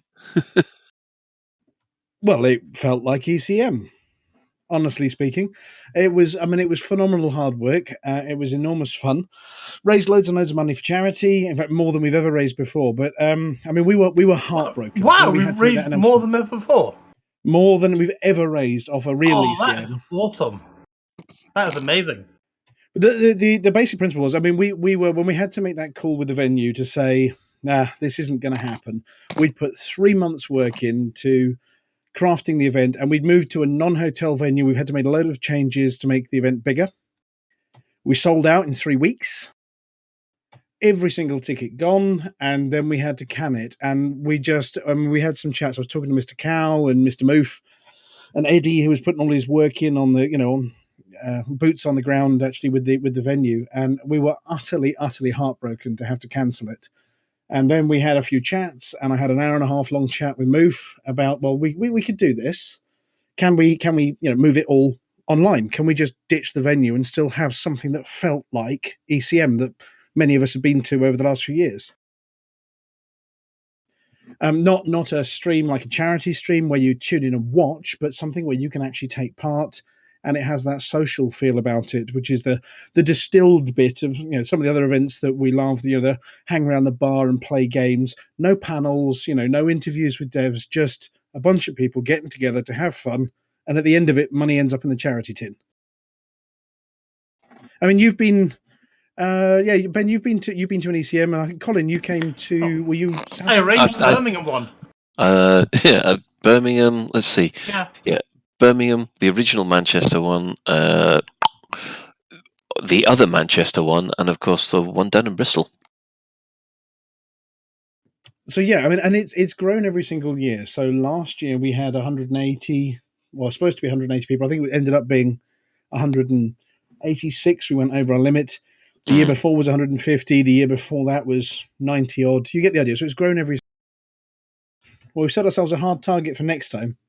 So we canned it. We decided we were going to do the real thing, and we thought, well, what can we put on Saturday that's just like the real thing? Obviously, the main stage is a big bit of it. So it's the cow and the quiz. It has been the Artemis room, playing with the bridge crew. It's been the Hutton Live in the evening, and that's the main stage stuff. And yeah, we can do that remotely. We do it every Thursday, same as you guys do every Tuesday with this. But we then looked at, okay, but we've got to get people interacting and playing games. So we went through the list of all the games we normally play. So we looked at, Paige Harvey playing Gang Beasts and beating everybody up and slapping them around, getting the controllers out of their hands so that she could win. We looked at the docking darts. We looked at EDRPG from the table. And we steadily sort of got the Roll20 together for the EDRPG, and we got Spider-Man as a DM, but also Wishblend as a DM for an evening session. We spoke to Drew, and he wanted to do something based on Original Elite. We spoke to some of the other streamers as well. So we had Psyche and Psychic come and join us and say, well, look, you've got communities of people. We can now open it up to absolutely everybody. Do you want to interact with your community, but do it as part of our Saturday of let's all get together? And the answer was yes. So we got up we were all up at about 7 a.m. swapping messages. We've been selling raffle tickets. Of course, we could sell raffle tickets globally instead of just to the attendees. We had to cut down the prize packs a bit because 150 one every 30 seconds in person is one thing, but a 2-hour raffle stream is a painful thing. So we had to cut that back a tiny bit, but then the prizes got better and bigger because we picked the larger money can't buy things. We opened up at 10 o'clock in the morning, and the Discord went absolutely nuts. That was our text chat channel. So we had a room for each of the games set up, a bit like tables at an event or stands at an event. And then we mirrored that over on the TeamSpeak so everybody could chat. And we had our usual team. It was about 12 hosts. The organizing teams, it's not just Cow and Moof and me. There's a big team behind it as well. We've got the Litho Breakers, we've got Morpheus, we've got Asylum. We had Rampage, and one of the other things we want to be more inclusive. So we had Rampage in charge of Xbox, and we had All Crows Are Black in charge of PS4.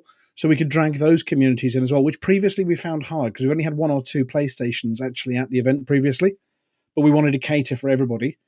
We opened up, we put it on, we went to Flossie's house in Second Life. We all got our T-shirts and badges and danced under a disco ball. We went to Amelia's house in VR and smashed her house with catapults and bows and arrows in Oculus Home. And then we got on to games. And the rest of the day passed in a blur. Honestly, an absolute blur. I mean, Ben, you kidnapped my son at one point and ended up flying Pulsar with him. This is kidnapping with permission, but yes. Kidnapping with permission. Before I get arrested, something annoying like that. No, he was. I needed to take a break to go and write the script for the evening show, so I handed over my PC to my son and said, "Just go play Pulsar with Ben," and he did, and loved it for an hour. Yeah, it But was a very what quick hour staggered as well. It us? was very well behaved. But what staggered us, if you looked at it, I mean, we looked at the number of sort of unique viewers on Twitch, and we're talking about 1,200 people over the day. We had capacity for 250 on the original. We looked at the Discord. We had capacity for 250. We had 400 on Discord. And across the board, there were more people taking part, and there was just the this is so much fun for everybody. We've been stuck at home. We've not been able to play with with each other as much as maybe we should have done. We've not been able to go to the pub with friends. We managed to create that atmosphere of getting together at a venue just with no venue, and that was staggering to see. And the community brought it with them. They brought their own games that we never even thought of playing, and they took part in everything. They watched everything, and Frontier came for an hour in the morning and thought they'd be around for a little bit, and ended up staying and playing for 10 hours across the day, playing chess against King Hankey, playing docking darts with Splendor. He set up 2 webcams in his garden, pointing at the docking darts board that you'll all know from the LaveCon event as well. He actually set that up with 2 webcams, and people were telling him, "No, go high with that one," and he was throwing the darts on their behalf and keeping score. So we replicated absolutely everything we could do in person, but online. We then held the raffle, and it went absolutely nuts. Last year we raised just over £4,000. The year before was a little bit more because the venue was cheaper. And we looked at the number at the end of it, and I don't have the exact number from Mr. Moof, but it's the £6,300 mark. And this is without Russell, raising 600 quid off making dog tags and whatever. This was just pure ticket donations from generous people. And we gave away some great prizes as well. And Move programmed a whole new raffle drawing and booking system. We had a couple of rough edges, a bit like the Fleet Carriers. And we had an absolute riot. And the feedback we've had afterwards is, do we need to do the physical thing again? Can't we just do this one again next time? It's no substitute for getting together with your friends, but I tell you what, it was as much work. I was exhausted at the end of it as I would have been at the physical event. We then stayed up playing Cards Against Humanity till 3 a.m, drinking an awful lot, like we would do normally. And we got up on the Sunday morning, and the messages going around the crew chat was, "I'm as broken as I would have been if we put the real thing on." And that almost is a testament to how much fun it was, and how engaging it was throughout the day. So I'm waxing a lot of lyrical on this one, but it's a big thank you. And the sponsors got involved. Spider-Man came and hosted a session, and HCS gave us a video and signed photos of their stars. And we had Tin Man Games again. It's their 4th year they've supported it as well. And obviously Frontier, as our hosts, they were going to be paying for lunch on the original one, but they weren't able to. But they took part massively and donated some great things to the charity raffle. So it was just phenomenal fun for a lot of people. I mean, I dropped by for a couple of things. Obviously, Paige beating up some truckers in Gang Beasts, that was a laugh. And also, I had to stick around for a bit of the raffle, and also to make sure Buck put some clothes back on. You were involved He a did little take bit. them off again later on the show, which scandalised the Frontier team somewhat. Poor Tim. The look on his face, we could see it over the camera when he realised what was going on with Hutton's Top Trucker broadcast at, about 9:30 in the evening. Oh my! Yes, poor Tim. I think that's what we should refer to. I mean, we've got the Brucey bonus. We've got Stephen. I think just poor Tim from now on. Well, I mean, Bruce and Tim and Will were there in the evening. A lovely team. It was lovely to meet them, actually having them on camera as well and chat to them face to face, albeit more than 2 meters away. And they're a lovely team. Stephen, unfortunately, was due to join us. He wasn't very well over the weekend, and he wasn't able to join us. But he was keeping up to date on Discord and stuff, and just gave a big thank you this morning over messages. He's feeling a bit better, apparently. But he was due to join us. The Dastardly Don was there in the morning, so yeah, it was very involving for their new CM team. Right, Ben. I mean, do you want to go through what you helped out with? Yes, I mean, as Dave mentioned, I was playing some Red Dead Redemption in the morning. Unfortunately, that wound up being mostly with myself because, yeah, as David said, we went off and fired up a bunch of different rooms, and I was like, right, well, I'll go off and I'll start playing Red Dead Redemption. And I had a few things to give away to folks if they showed up, but basically, I think when I looked in the channel, it looked like basically everybody was playing. I think there was a bunch of people playing Cards Against Humanity, a few people playing chess, and pretty much everyone else at the time, when I had time to play Red Dead, was playing, was just nattering away. Oh no! You see that because we had the other bits going on the other channel.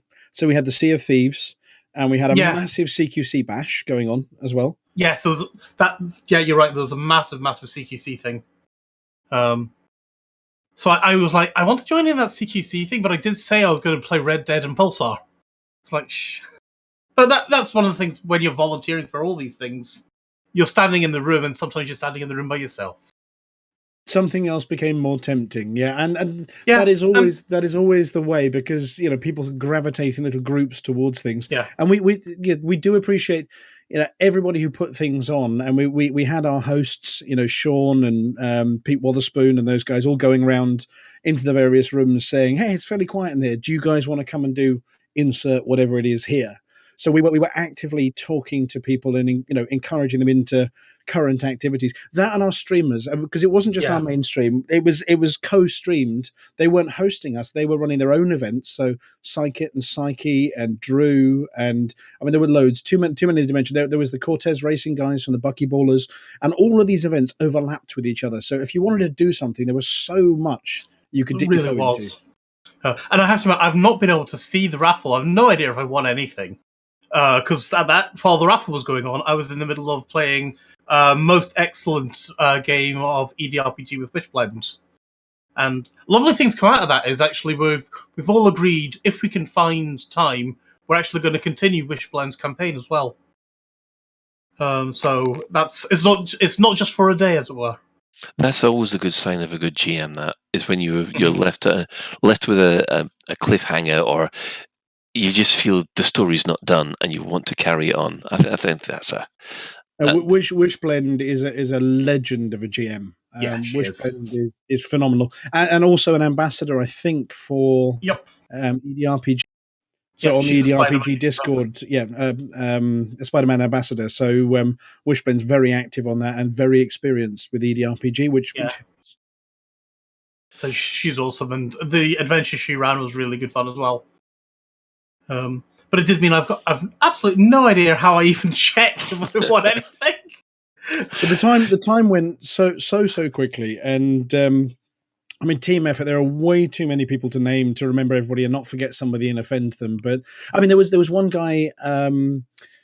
Sirius Wolf. I got a message at 7 a.m. saying, "I'm the US ambassador for Special Effect. I want to help. How do I help?" And actually spent the entire day as one of our moderators on Twitch. Hardly anything needed moderating because we were as bad as everybody else. 7 a.m. our time. Our time. I don't know where he is in the US, but he was right was like 3 a.m. or earlier. And he was right through till the end of the Hutton show. The entire day, helping host and helping moderate stuff and all sorts. Ali and Baz from Special Effect joined us, and obviously, the crew. You got Snoz the cow, you've got Eddie, you've got Litho Breaker, you've got Draxor was doing the raffle. I'm going to forget somebody and offend them. And obviously, the programming by Move to make everything work, and the live Artemis where he had the smoke machine going off and all the lights as you would do in the little Artemis room. I just loved his face and the smell. Oh God! Yes, he was telling us about the smell. But so people were logging in remotely to play Artemis, but then he had a camera on him with a live Artemis rig, the thing he built at great expense and a lot of time for the event. We still got it. Amelia, Flossie, Palantir. There's a huge crew behind it. I'm the noisy one that talks about it, but it wouldn't have worked without all of those people. Genuinely. So, I mean, for the little I saw of it, made me regret having to dig stuff out in the garden, to be honest. But what we're going to do is that we will put links in the show notes, basically to point at various highlights. I think it's all on It's all Twitch at the uploaded to moment. YouTube. It's on Twitch, and Cal has actually post-processed everything and put it up on YouTube as well, I believe now. Right. So I think we'll try and sort that out when the show notes are ready. So But yeah, go on. just to finish off, we're still going to do a physical ECM. We still want to do the Cambridge one. We've got a great relationship with the venue. You know, we haven't let them down. We left our deposit in the venue because we still want to go to Cambridge. We still want to host a physical one. And we're going to, so that we can get together once all this nonsense is finished and we're all healthy and not going to spread plague. But we've learned a lot of lessons whereby we think we can include a lot more of the community who can't physically make it to the event, whether through the costs or distance. We think there's stuff we can do to make it a community day where we get together, but other people can join in too. And we've actually taken a lot away from this as well. Well, there's a silver lining out of that, I suppose. I mean, Well, more people, more money, more fun, and we learned stuff. It's, I mean, it couldn't have actually been any. you cut out there. It couldn't have actually been any, and then you did a Better. Norman.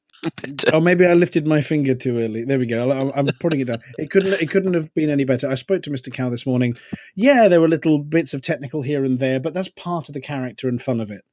And it could not have been any better. And you know, my thanks to everybody involved. They made it a really special day. Excellent. Well, we're going to And quickly where was move on to. Shan? Yeah, but we had no Shan. That was terrible.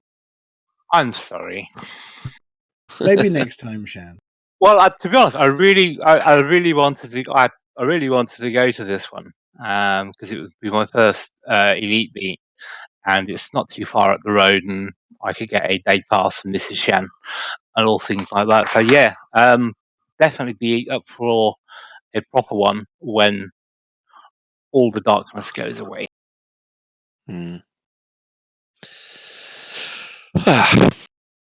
Well, moving on to community corner stuff. The other reason you're here, Dave, is that there is. This is actually one of the things that I'm quite happy about. Is that HCS voice packs are doing something new with one of their Ad Astras. Or with a new thing called the Ad Astra, yes. Yeah, because there is a voice pack called Astra, because I've got her helping out with some Thargoid hunting, but this is a new addition. Have you got details? Well, it was released today, and it is a new pack. So it's not an upgrade to Astra. It's a new pack called Ad Astra, which I think went live earlier today. And it isn't a ship control pack. Right. It is. It's not quite a companion pack like the parrot and the cat and that idiot Cecil. This is a sort of a new kind of pack that augments what you're doing in game. So it's a ship's assistant, should we say, which doesn't assist you fly the ship, but it assists you with knowledge and information. Right. And what it does is it looks at what you're doing. So it interfaces with things like the journal, and so it knows what's in your ship. It knows where you are.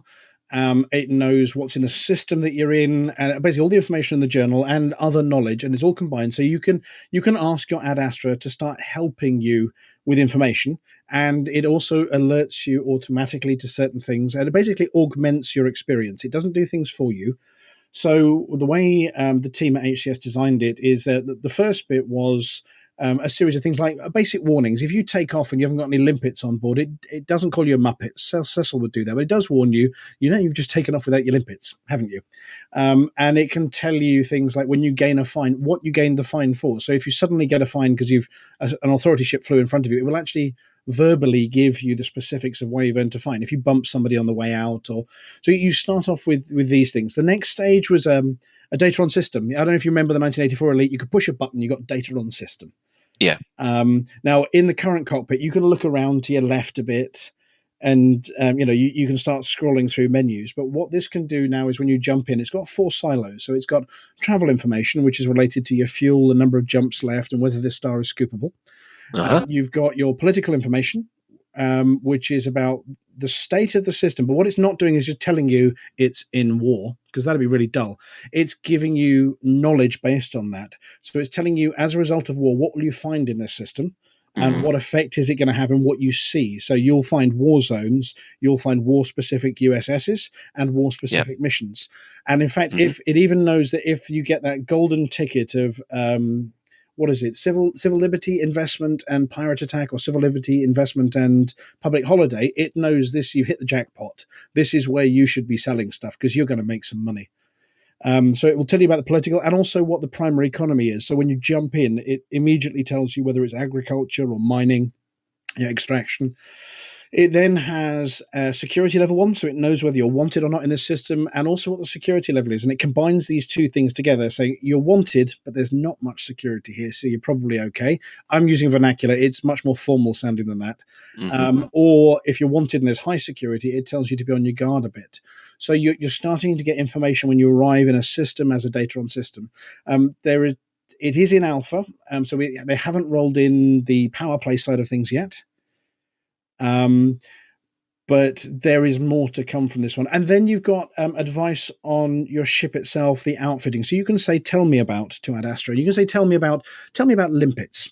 And you get a general thing. Would you like to know more? And it will tell you more. And you say, tell me about collector limpets. And it tells you about the two different modes. There's pick up one or pick up many modes of it. So it's giving you those things that aren't immediately available to the pilot without trial and error.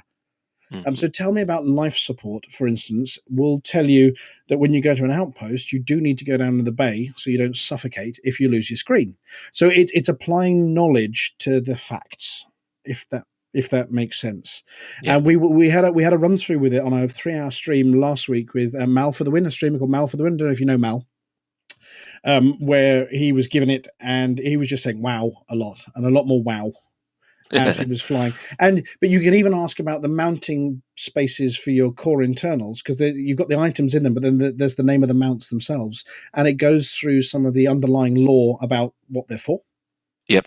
And gives you hints and tips. You can say, show me a mining build for an Anaconda, and it will pop up one of the build websites and show you a basic build for it. Or you could say, tell me about trading, and it will tell you what to put on your ship. Or tell me about mining, and it will tell you what to put on your ship to be successful at mining.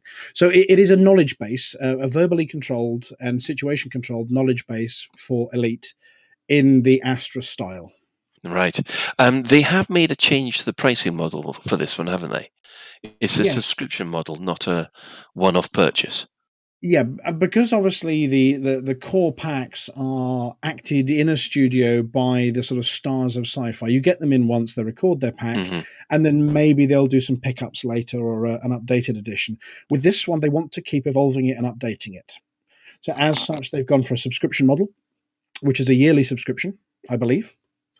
And for your subscription, you will then get the updates as and when they release them. Excellent. I think is I've that got subscription? Sorry, Colin. No, go on, Ben. You first. Is that subscription? You think annually, but is it still $4.50? I think if you're supporting at early access level, and I remember this from the chat with Mal for the Win last week. So if you're supporting it at a level now, what Fiery Toad and the thing said was that's the price you're paying for your subscription. And that price rolls forwards. I think it's once it hits final release rather than the alpha, it will then go to a normal price, if you know what I mean. So they've got an early access lower price at the moment. The alpha, and what will happen is anybody who subscribes now, when it goes to actual final release, that's when their subscription starts from. So they actually reset the subscription timer from when it goes live. According to the website, it's £4.50 at the moment. Just to let the people know. Given how much work we need to. There's actually something to anyone. You said that just if Frontier put this in, it would make the purchase for me of a fleet carrier worth every single credit. And it's something you said that sparked off my imagination. If Frontier allowed you to set your own bounties and fines on the fleet carrier, so you could charge people like 100 million credits for bashing someone, or using a docking computer or something. If you could put your own crime and punishment system with your own system of fines on it, that would just be worth it for me. Or you So, could so open basically, fire if all somebody weapons. had a little shunt outside your carrier, the fact that you could set a 1 billion credit fine on that one person would make your day. It would, because what's it? It's only an hour's mining. Doesn't matter, does it? Hang Shan's on. evil. And you've only just worked this one out? Yes, he is. So yeah, I mean that's the basics, and we've been working through the manual. I will confess I've been helping the guys with it as well, and particularly with the BGS stuff in the last few weeks. Now what it's a work in progress, so it doesn't do every state. It'll tell you about important ones like war or get rich quick. We haven't found all of the consequences of certain states that are very rare. These new injected states. So we put the critical ones in. I mean, there's a lot more than I've mentioned as well. There is. I'm just leafing through the manual for it at the moment. So yeah, you could say, "Tell me how to explore." You can be fairly generic. You can say, "Let's have a look." Moving down. What fun ones did we put in? We put all the SLFs on there. So descriptions not only of what the SLFs are, but the different weapon combinations on there, so it can educate you about the different SLFs. It will remind you if you've gone off with a fighter bay or an SRV bay and forgotten to buy either fighters or SRV to go in them, to stop you making cock-ups. Yes, unfortunately, it won't stop you pressing the boost button instead of the undercarriage key, though. That would be the Astra pack. But yeah, people were asking. It is a separate pack, and it is going to be continuously updated. Excellent. Right. Well, moving on from there, one of the other things happening outside of the bubble is that commanders of the Orion and the Perseus Reach expeditions have met up, and one of the things they did manage to put together was a lovely mass jump. Those are always good to watch. Ben, have you got any details on that? Other than the stuff I posted in the channel, no. Because that's the only information I was given. So we had Mac and Co on the other week, and then we've been talking about this meetup for ages, and I know they're really excited about it. And I saw the video, and it looks lovely. It looks as nice as any of the ones that I saw during Distant Worlds. And I know it's not often you get two groups of players meeting out literally in the middle of nowhere and just having fun for a day, playing with each other all day, and that's great. Norman, do we have that clip for Commander Exegius? It's a bit out of time for that. So I think maybe yes. I think we'll skip fix that in post. Yeah. And finally, as you said earlier, Dave, Operation Hot Mess has finally finished.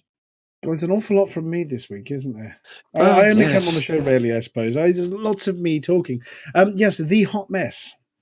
The mission by Hutton to mug every single station, as invented by Mr. Shouty and Intarius and Simons and all the programming behind it on the website.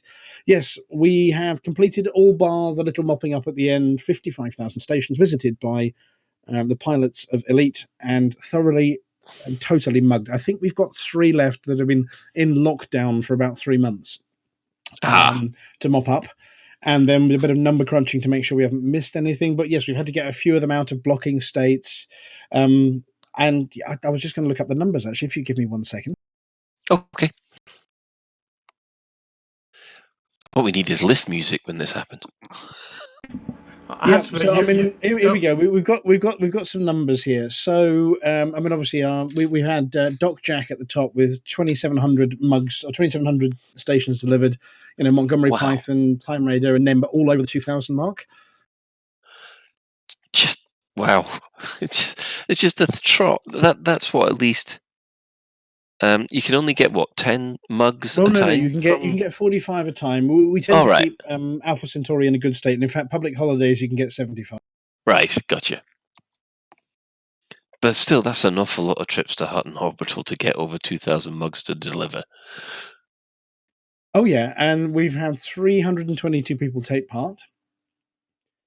Some of them just doing one mug. A lot of player groups doing to their own systems as well. So they cured mods in their own systems. And then we've had Commander Flossie has been out at Hutton Orbital teabagging everyone, literally loading any ship that came up, big ships, just loading them up. And I don't have the number here because they've removed a couple of things while we did the number crunching, but it was something of the order of 11,000 mugs that Flossie loaded other people up with. Wow. Well, what you can say is that's Flossie, isn't it? Yeah, you can see why she's Frontier's favourite. Yes. But yeah, I mean, it's been enormous fun. And once again, messages from people saying, I've just had such a laugh. The timing was great because obviously it finished just as the Fleet Carrier beta arrived, which was accidental good timing. And just as ECM arrived when all of our attention was elsewhere. So, I mean, it's been incredible fun. And the programming, again, behind it by Antarius and Simons, the server stuff, the website, you could go to it and you click on it and it'd show you, all the stations that have not been mugged in certain range. And also it would tell you your nearest one that hadn't been mugged yet. So you could race there and mug it. And it worked on PC and Xbox and PlayStation. That was one of the fun bits. We were able to roll them in as well. So we got the Hutton Helper working across those platforms as well. So you could sign up and it would actually feed us data from Frontier on a polled basis every half an hour. So you could take part on Xbox, which means it was truly cross-platform. So basically, mugs delivered on every single platform. Yep. Well, between the platforms we did it. That's all stations of the commodity market. But the other thing is we've managed to bring a lot of the data in the crowdsourced data for things like EDSM. The PC one, I think, was also updating them. Because you're using the EDMC plugin. So anybody using that was then also updating the master databases for things like EDSM. And EDDB.io rely on a sort of a core data set that's crowdsourced. And so we were actually bringing them bang up to date as well. We were finding stations that were listed as having commodity markets that didn't, for instance. And so they've been brought bang up to date. Public service. Excellent. And of course, the mapping is always appreciated, isn't it? That's not to say there aren't some that people haven't ever been to in the galaxy, because we also rely on that same crowdsourced data. So there may be some stations that have never had a pilot visit them that we don't know about yet. Oh, now there's a thought. Yeah, we had 20 or 30 of those as we were going around the galaxy that were discovered. Right, well, sort of stations that were in the bubble that no one ever knew about. Yeah, just nobody had ever gone to. Wow. Well, for more information, you can catch up with our sister station, Hutton Orbital Radio, which broadcasts on a Thursday at 8:30 British Summer Time, and you can tune in at tv.forthemug.com, or if you just want to listen to them, radio.forthemug.com. Thank you very much. And I know I've done a lot of talking tonight, so I really do appreciate the opportunity. We just want our pound of flesh, Dave. In other shout-outs, we'll give a shout-out all those discerning commanders who like a bit of CQC action. You can check out the CQC Discord at discord.me/Elite Dangerous CQC. That's all one word. We'll put a link in the show notes. I do believe we have a Galnet news from Commander Witherspoon following this broadcast. Yep, we do. Excellent. So, yet again, the fantastic Commander Witherspoon will bring us up to date with the latest goings on in Galnet news.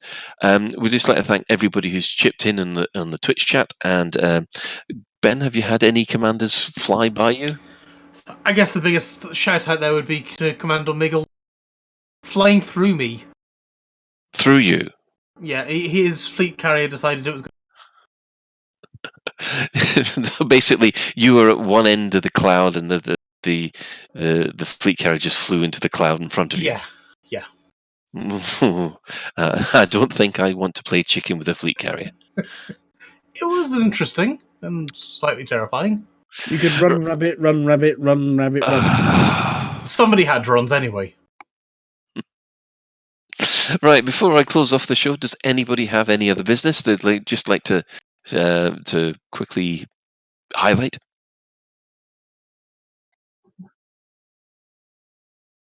No. Well, actually, I do have one final piece of business, and for those of you who follow the Escape Velocity, you'll know that bloke Chris Jarvis. What did it? He's actually giving away a free audiobook, which of Arthur Conan Doyle's Lost World. It's a free audiobook project that he's putting together, and basically because people are bored at home due to virusy stuff. So we'll put a link in the show notes for anybody who'd like to download that. At the moment, he's just finished off episode 1, and there are more on the way. So that's it for another episode of Lave Radio. If you'd like to get in touch with the show, you can email info@laveradio.com, hit us at facebook.com/laveradio, tweet us at Lave Radio, or you can join our Discord server by going to discord.io/Lave Radio. We have a TeamSpeak server where commanders like to hang out and chat, and you can find that at teamspeak.laveradio.com. Warning, Hutton orbital truckers also share this TeamSpeak, so you might get mugged. Do get in touch if you have any questions or if there's anything you'd like us to discuss in the future episode. Lave Radio is recorded live on a Tuesday evening at 8:30 British Summer Time and streamed out at laveradio.com/live. So thanks to Shan, thanks to Ben, and special thanks to David for making an appearance, and of course thanks to Commander Ventura for his technical genius. So until next time, Commanders, fly safe. And if you can't do that, fly dangerous.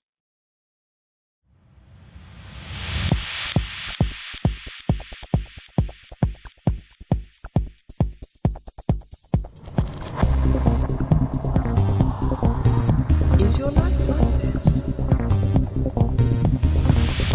Sounds like someone having an orange inserted.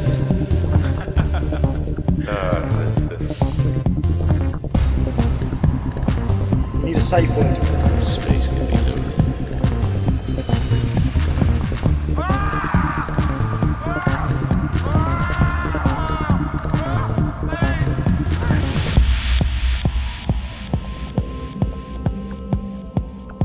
I'm going to see the galaxy.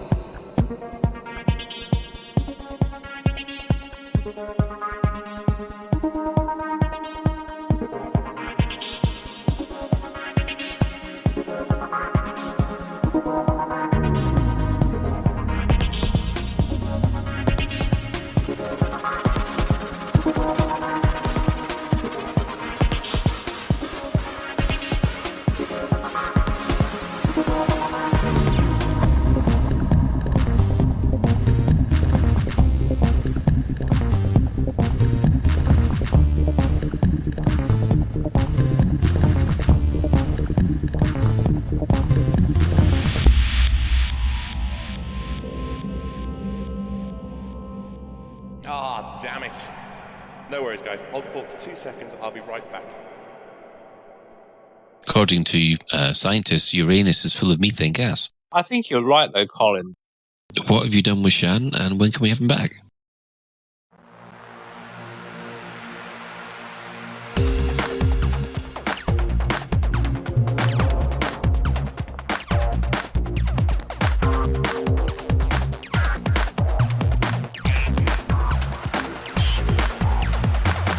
Galnet News Digest, 14th of April, 3306. We read the news, so you don't have to. In this week's news, Carrier Seal Appeal. Let's jump together. Hot mess success? More or less. Carrier Seal Appeal.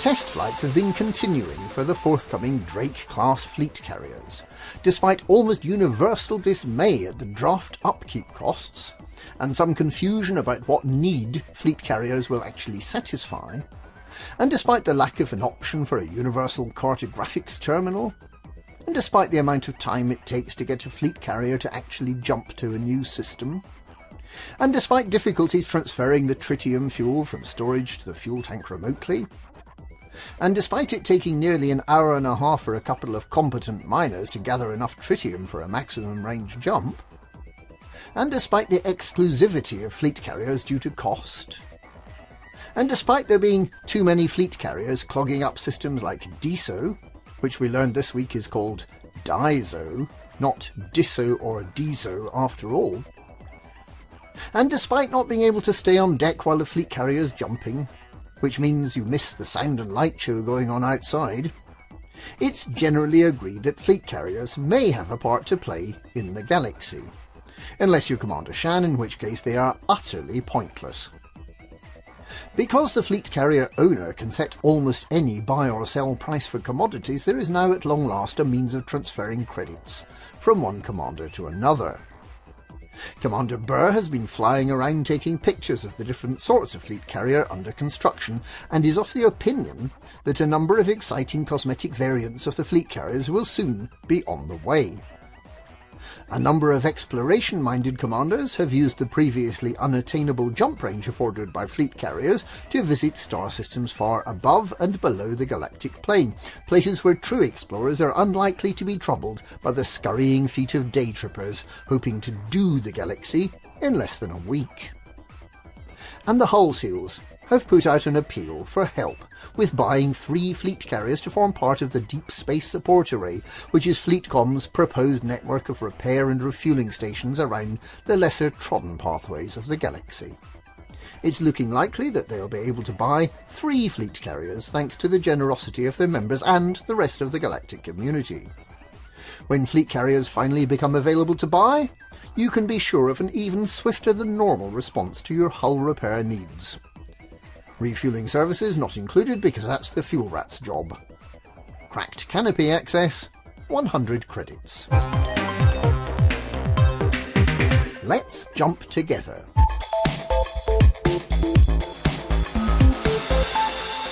The Perseus Reach and Orion expeditions met up this week for a mass jump at the system known as EOL's Grai PG-E B15-4, or rather more conveniently, as Bendurian's Present. The 2 expeditions set off several months ago. The Perseus Reach expedition, a steely bunch of hardened explorers travelling all the way to Semitus Beacon in small ships that only have the most basic facilities. The Orion expedition, a slightly less eager collection of amateur frameshift drive astronomers looking for exciting things around the curve of the Orion Cygnus arm of the galaxy, and ending up at Explorer's Anchorage in time for Tiffin. The 2 expeditions met up as arranged, larked about for a bit, said their farewells, and, as explorers do whenever they gather together, they arranged a mass jump. Having all jumped together to the next system, they found that they had all met up once again.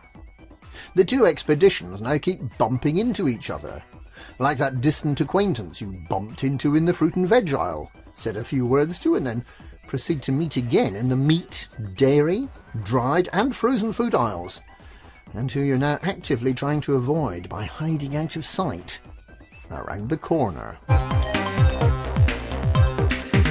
Hot mess success, more or less.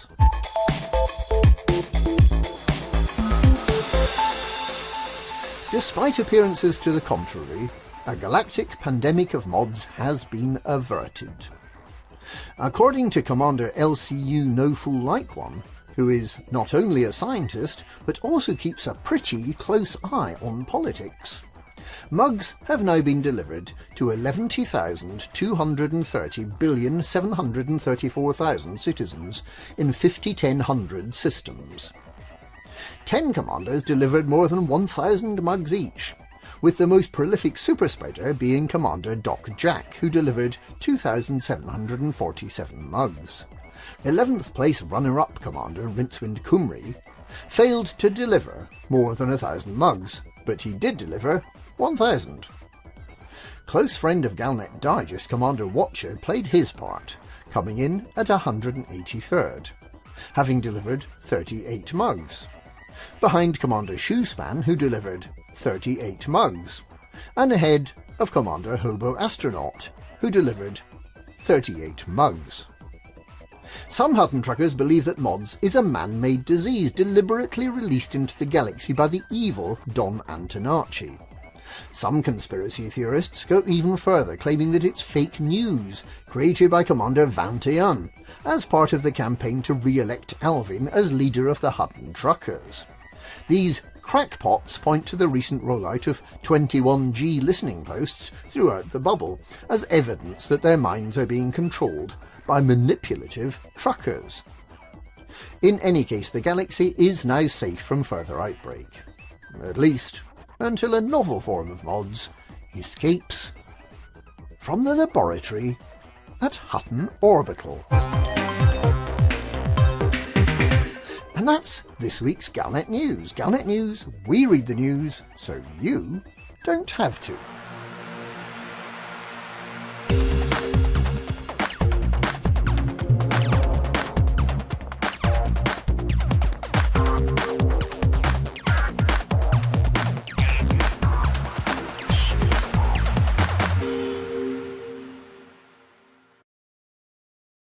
Apparently, that's a player who has in excess of 40 billion credits, less than 40 ships, less than 120 modules, plans what they do an hour in advance, loves mining above all else, has no job, plays Elite for 8 hours each day, and wants their own station to park in one place in the hopes someone may buy something from them at a loss.